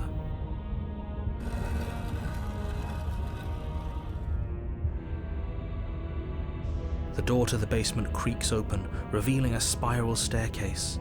Its steps almost as deep as you are tall. The smell of incense drifts up from below. For a moment, you almost feel at ease.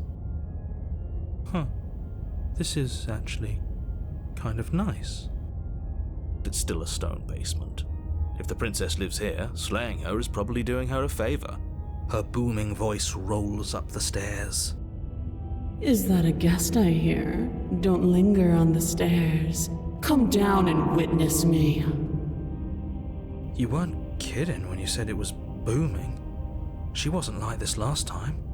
You shouldn't have come down here unarmed. We need to get down there.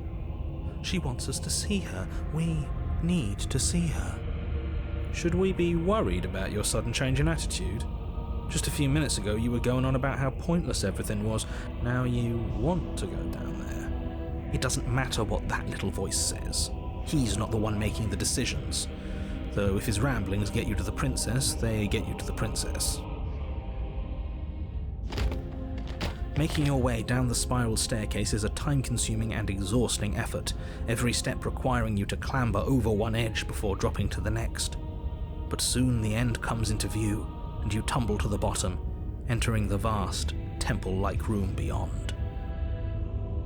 The princess towers over you, almost glowing in the weak starlight, her figure framed by a stained glass window. Her long hair billows around her, and a chain binds her wrist to the far wall. The chain is nothing to her.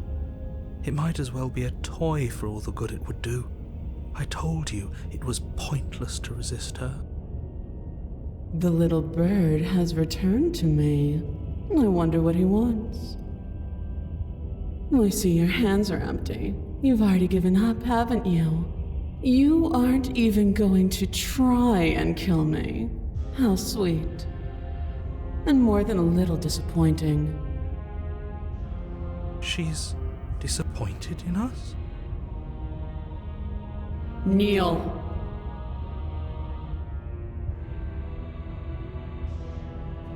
On her command, you fall to the floor, knees painfully connecting with hard stone. That's my good little bird. Now, why don't we talk? The last time we met, you tried to kill me. And yet here you are again. This time groveling at my feet. What a wretched sight. What draws you back here beyond the empty halls of death? Speak! The last time we met, nobody should have met her before this. You should be the first. You're the only one I trust to deal with her. Then you shouldn't have trusted us. There was nothing we could do to stop her then, and there's nothing we can do to stop her now. He's being melodramatic, but yeah, we've been here before, and she absolutely destroyed us. What are we even supposed to do to stop her? That's worrying. Whatever you do, don't tell her why you're here. It's best not to give her any ideas.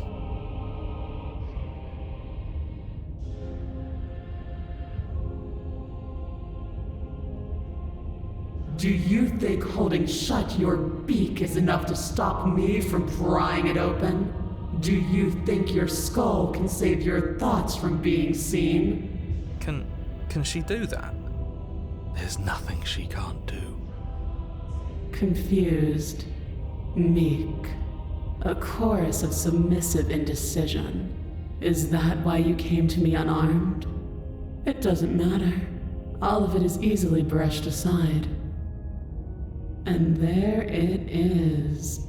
I am destined to end the world. Something about that thought wraps itself around my heart. It feels like a fundamental truth to my being that I'd somehow forgotten. The collapse of the old is a necessary prelude to the birth of the new, and the world as it is now is overdue for alterations. It's time for me to seize my destiny, and you, little bird, will help me seize it. She's inevitable. There's nothing else for us to do but help her. Maybe she'll be nice to us.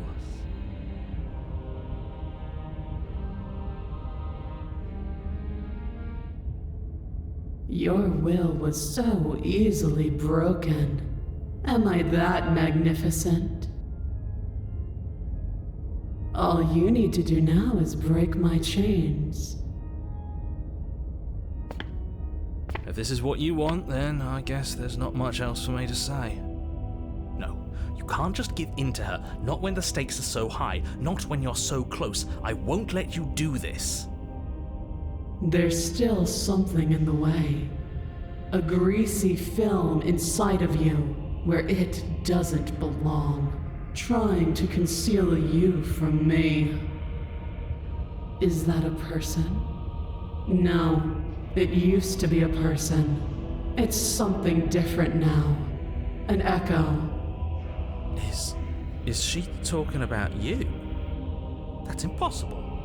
She's not supposed to be able to interact with me. You're a small one, aren't you?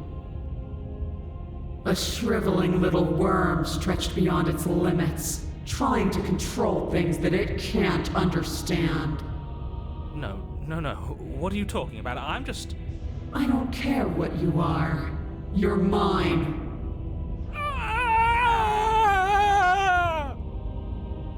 Rise, my little bird. Without hesitation, you're brought to your feet. Break my chains. And how are we supposed to do that? We don't even have a weapon. All you need to do is believe it's been done.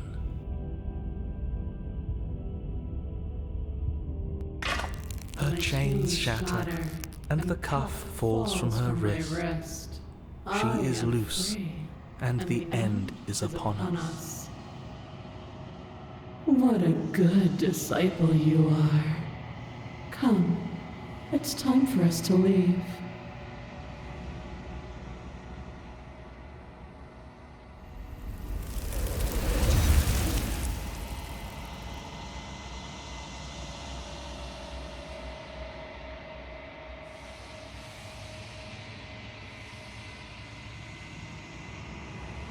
She's gone. Where did she go? Should we try and find her? And is that a mirror? Why is it here? Why now?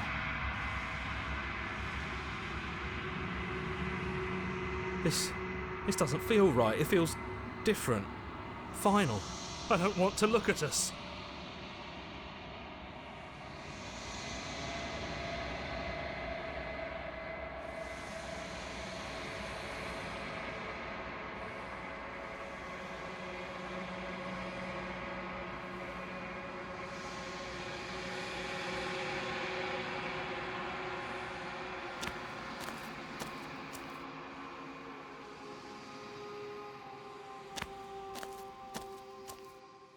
There's a world beyond the endless walls of the long quiet.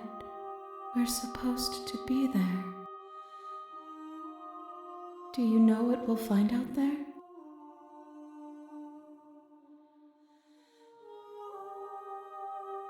Rhetorical. I am not rhetorical. I have only known these spaces, and I have known flickers of the lives you've brought me, short and violent and full of passion. But all of those flickers end where the long quiet begins. I'm asking you because I cannot know your mind. Do you know what we'll find out there?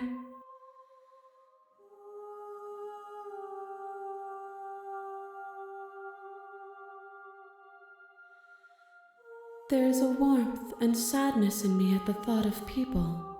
Fresh tears on a winter's day. They are not like us. They do not last.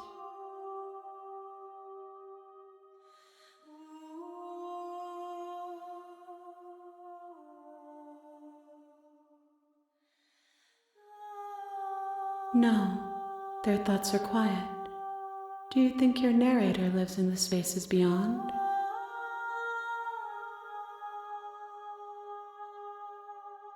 I am on the cusp of my awakening. Perhaps you are on the cusp of yours.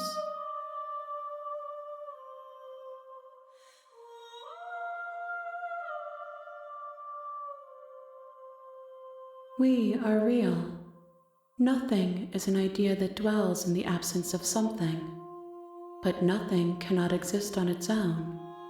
And because of that, nothing can't exist.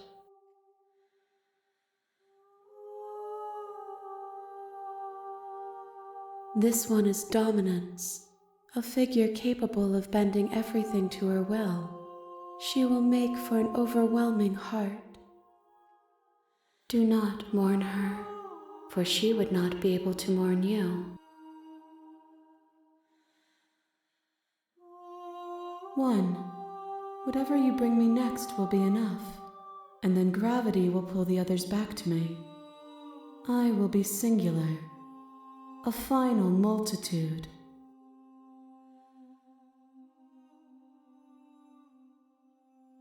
If I did, I would already be awake. The next time I see you, each of us will finally know what we are.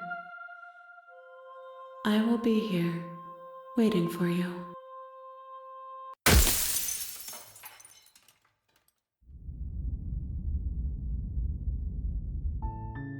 You're on a...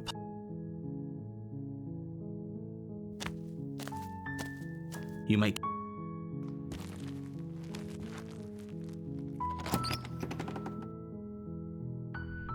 The interior...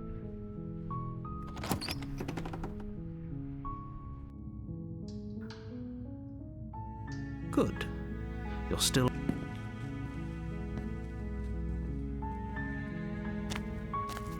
You're only making this more difficult. Thank you. Thank you. You're making a huge mistake. No, you're doing the right thing. You walk up to the chains binding the princess to the wall and give them a tug. They're large and heavy, far too solid for you to even imagine trying to break them apart. I'm guessing you don't have the key? Maybe it's somewhere upstairs. Doubtful. Whoever locked the princess away down here intended for her to never see the light of day. They wouldn't have just left the key to her chains somewhere in the cabin. Okay, I'll be here. Good luck. You attempt to make your way out of the basement, but the door at the top of the stairs slams shut. You hear the click of a lock sliding into place. Is someone else here? You make your way to the bottom of the stairs. This would have been so much easier if you'd just taken the blade like you were supposed to. Easier for whom? Easier for everyone. Look at the mess you're in. I heard the door slam. They locked you down here too, didn't they? There's a slight panic rising in the princess's voice. If I could just get out of these chains, I know we could force our way out of here together. She barely hesitates before raising her arm to her mouth, her teeth tearing through her limb with the determination of a trapped wolf. As she rips her flesh from her bone, a sound comes from behind you, the clang of bouncing metal. It's the blade from upstairs. Fine. No, we won't have... Stop that. Thank you. There's no getting through to you right now, is there? A betrayal of will is still a betrayal. You'll regret thinking of me as a helpless damsel. She pounces on you with the same animal ferocity she used to tear through her arm. But you have a weapon. You raise the blade, digging it under her ribs, aiming directly for the heart. It's not enough to stop her. You feel her claws in your throat, then her teeth, somehow sharp enough to pull apart your flesh and sinew with ease. You collapse to the floor, your body unresponsive as your blood pools on the ground beneath you. She stares down at your ravaged form, eyes shining in the darkness, dress stained in red as her blood and yours both seep into the fabric. If we're lucky, the wound you managed to inflict will be enough to at least delay her escape from this place. If we're very lucky, it will kill her before she can reach the outside world. It can't just end like this, right? As much as I'd prefer for things to have gone differently, I can't deny the reality of what's happened. I'm sorry, but it's over. Everything goes dark, and you die. You're on a path in the woods, and at the end of that path is a cabin. And in the basement of that cabin is a princess. You're here to slay her. If you don't, it will be the end of the world.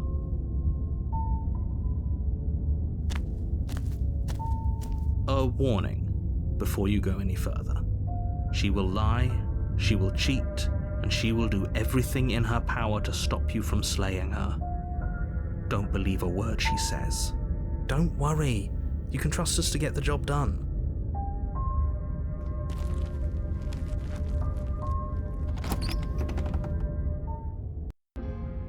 The interior of the cabin is a mess of twisted roots. The walls a chaotic weave of knotted wood that, almost as if by accident, just happened to resemble a room.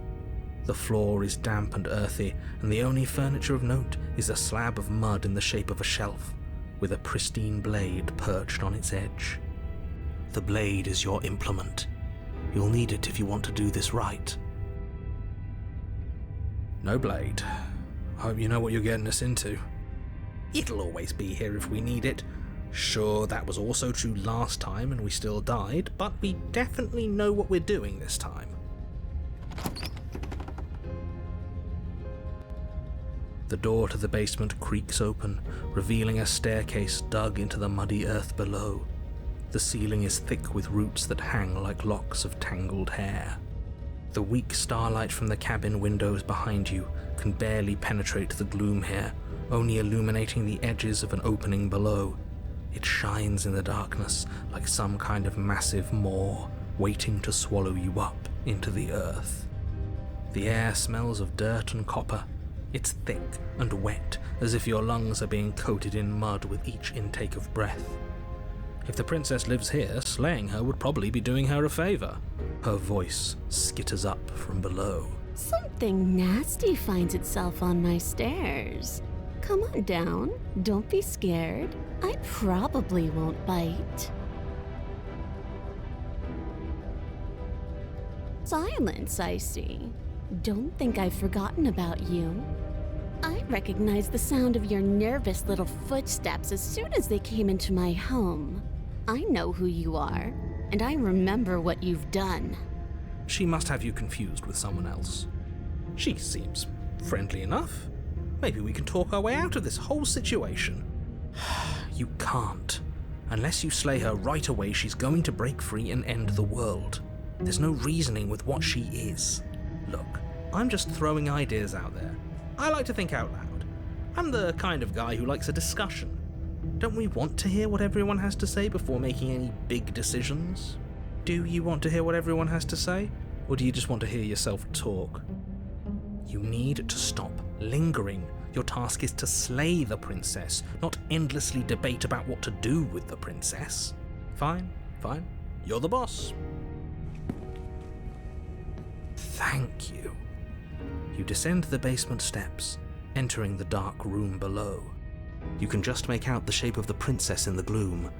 She's huddled against the far wall, her eyes bright and glaring from amid the thick roots. And there you are, once again seeming to offer a helping hand while likely hiding the other behind your back. Fine, I'll play along for now. What do you want? She's acting like the two of you already know each other. Oh, no. You've already been here, haven't you? That's pretty sharp. How'd you figure that one out? Call it deductive reasoning. Well, you seem to be great at it. Do you remember us then? Do you remember last time? No, I don't. But you and the princess clearly have a shared reality, even if I'm not a part of it. I won't waste time fighting you on something that's clearly true. I'm just glad we could put all this behind us. Is it all behind us? Just focus on the task at hand. I don't care if you've been here before, and I don't care if you think you'll go somewhere else after this. My world is on the line right now, so I'd appreciate it if you would take this seriously and slay her. Let's chat her up a bit first. Maybe we can find a middle ground where everyone's happy. Don't talk to her. You're just going to make things more difficult than they have to be. Well, I seem to remember you having a tongue. Ooh, smart. Let's apologize, get us back on the right foot. Oh, you're sorry. Isn't that nice? You're such a gracious little monster. Well, if you're sorry, then let me out of here. Prove it.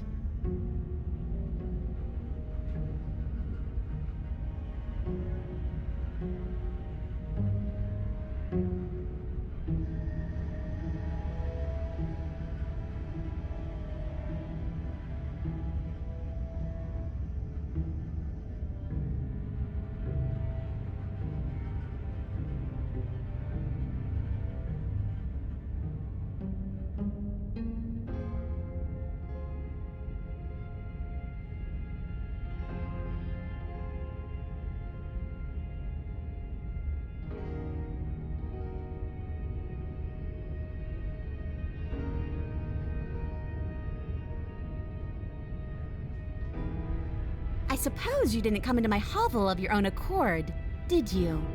All right. I suppose I could team up. I need a way out after all, and unfortunately you're the only one I have. Seems to me like she's offering a mutually beneficial arrangement. We should take it.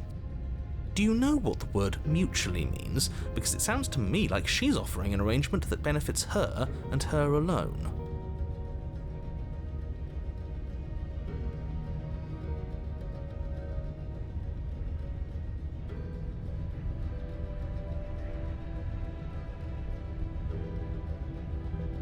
Oh, of course. They're nothing to me. The princess grins as the chains fall from her wrist. She could have gotten out of those the whole time. That sneaky little... A woman after my own heart, really. She knows how to hold her cards close to her chest. This is why she can't just be abandoned here. If left to her own devices, she'll find a way out. Now stop her.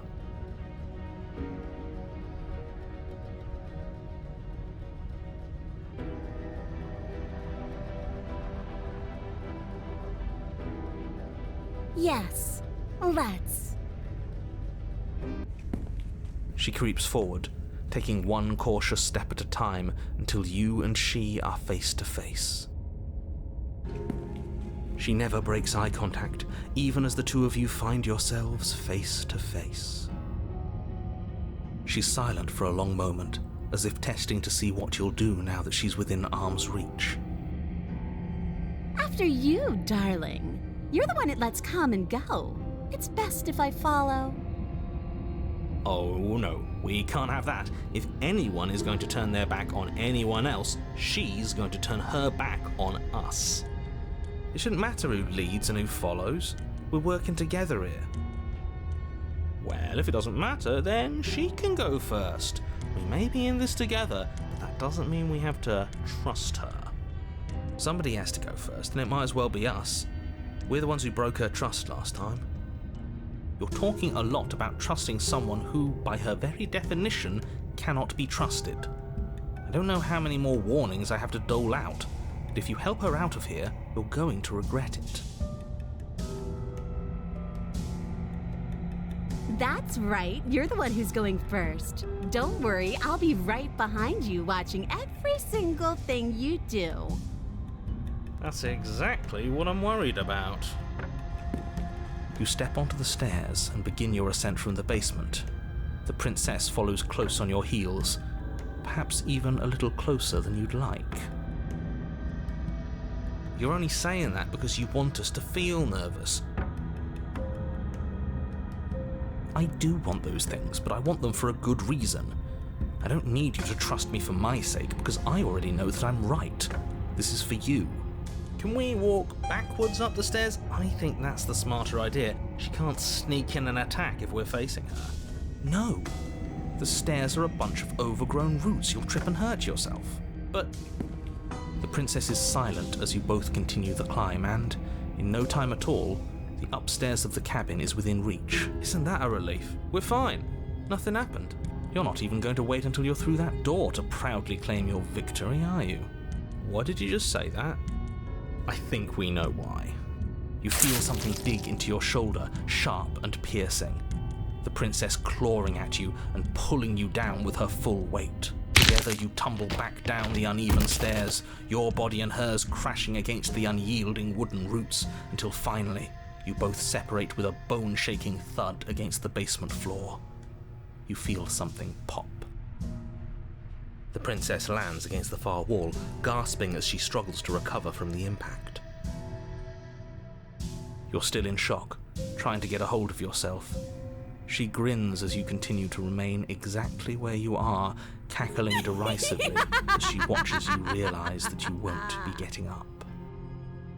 Wait, why won't we be getting up? I'm afraid your back is broken.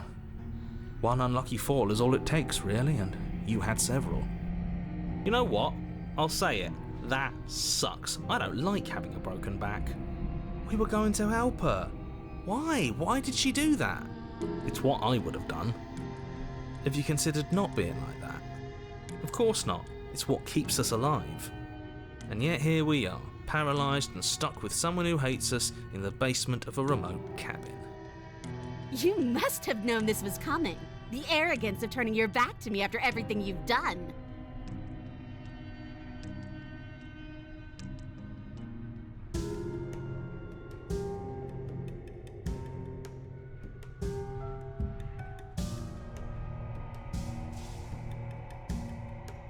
Maybe you were, and maybe you weren't.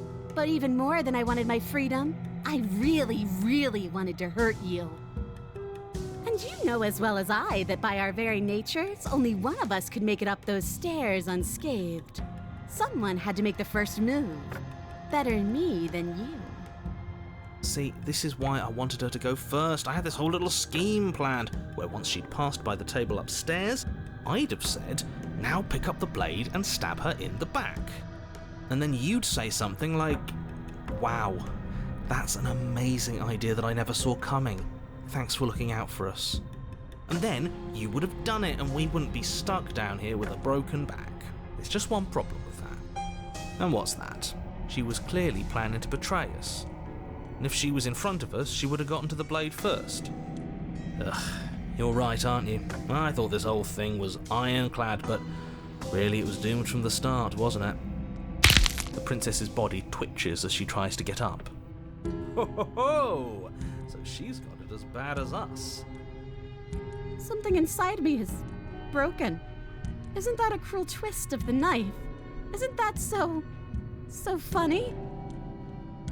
She eyes you with intensity, silence falling between you for a long moment as her gaze travels up and down your battered form. Seems I'm not the only one, though. Wait, are we both just stuck here? Certainly seems that way. What a way to go. But look on the bright side. In all this chaos, you may have actually managed to deliver a lethal wound. The world could be saved after all. We're going to die together. Isn't that a lovely treat? I wonder how long it'll take. Maybe I'll get to watch the worms lick your bones clean. Is that really what's going to happen? Hello? Are you still there? What happens next? I think he's gone. Something strange is twisting this place out of shape. I wasn't feeling much of anything, but now I feel cold.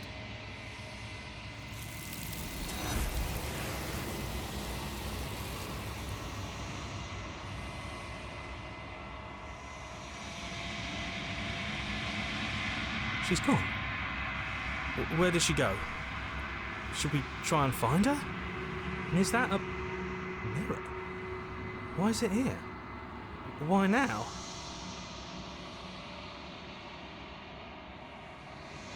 This doesn't feel right. It feels different. Final. If he thinks it's bad, I'm with him.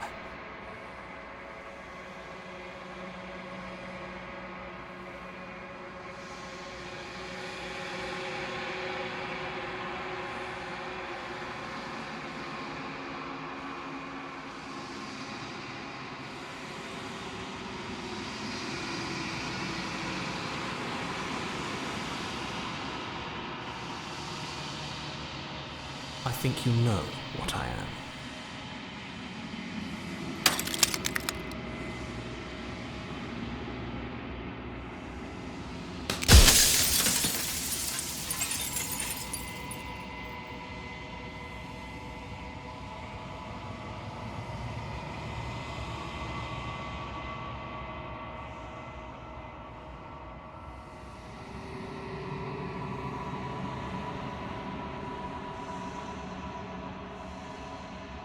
The narrator. Yes. I suppose that's my job, isn't it? You needed help after all, an objective voice to guide your blade. But you were never supposed to see me. I wonder how many worlds you've damned to extinction to fall this far.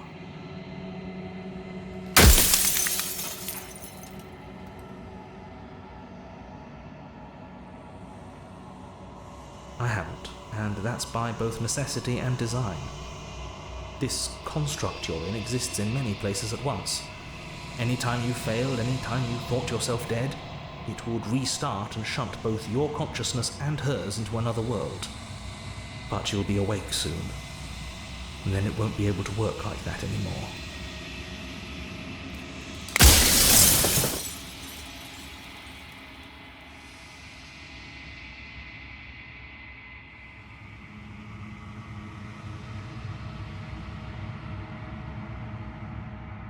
No, I'm not a part of you. But that's all a matter of perspective, isn't it? From one vantage point I must seem wholly foreign, but from another, well, all the versions of me that have existed have collectively heard your every thought and driven your every action. If that isn't being part of you, then what is?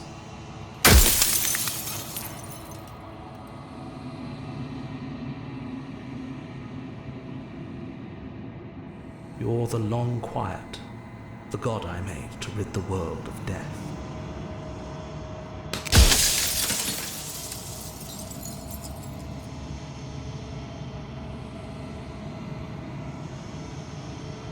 You are you. And if you would let everything work the way it was supposed to, you never would have woken up to the reality of your true nature. There's no accounting for free will.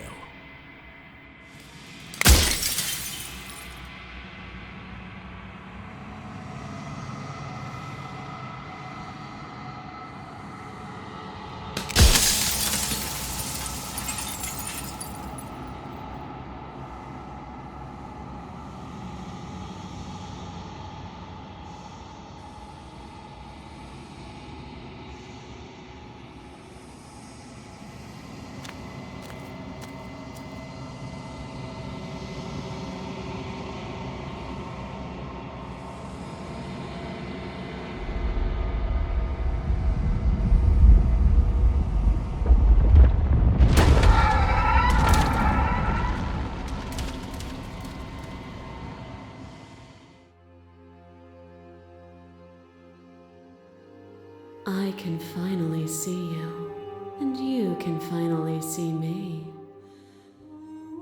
It's been so long, and my heart has ached for this moment. I've missed you dearly.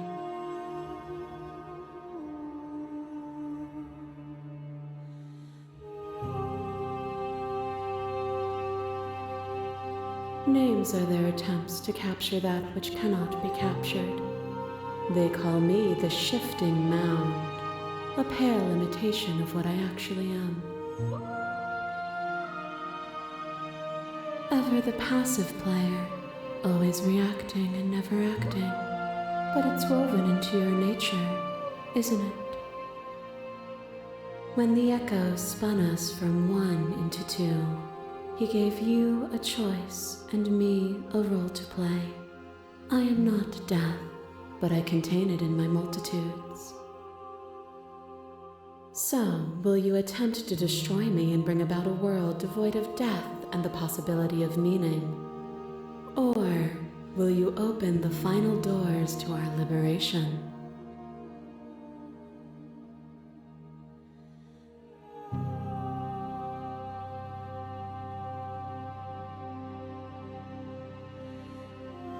Even as your eyes begin to open, you still hold on to the notions of is and is not, of beginning and end, pitch black islands in the blinding light of the infinite. There is nothing to resolve, nothing restraining us but us.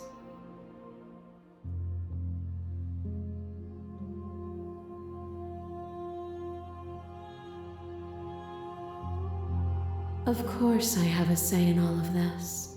You and I share reflections of each other's burdens, just as you and I share reflections of each other's gifts. If we didn't, the winding paths that brought us here wouldn't have been full of strife and conflict.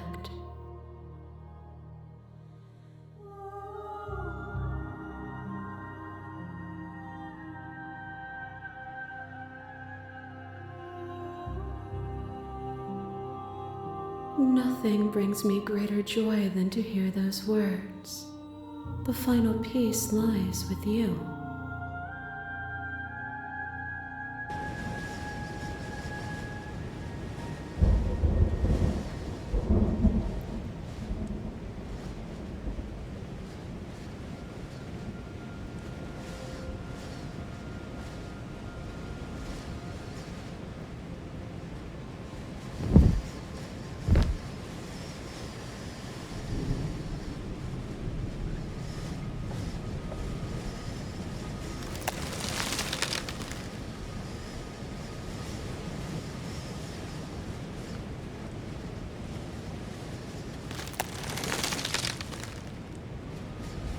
I love you.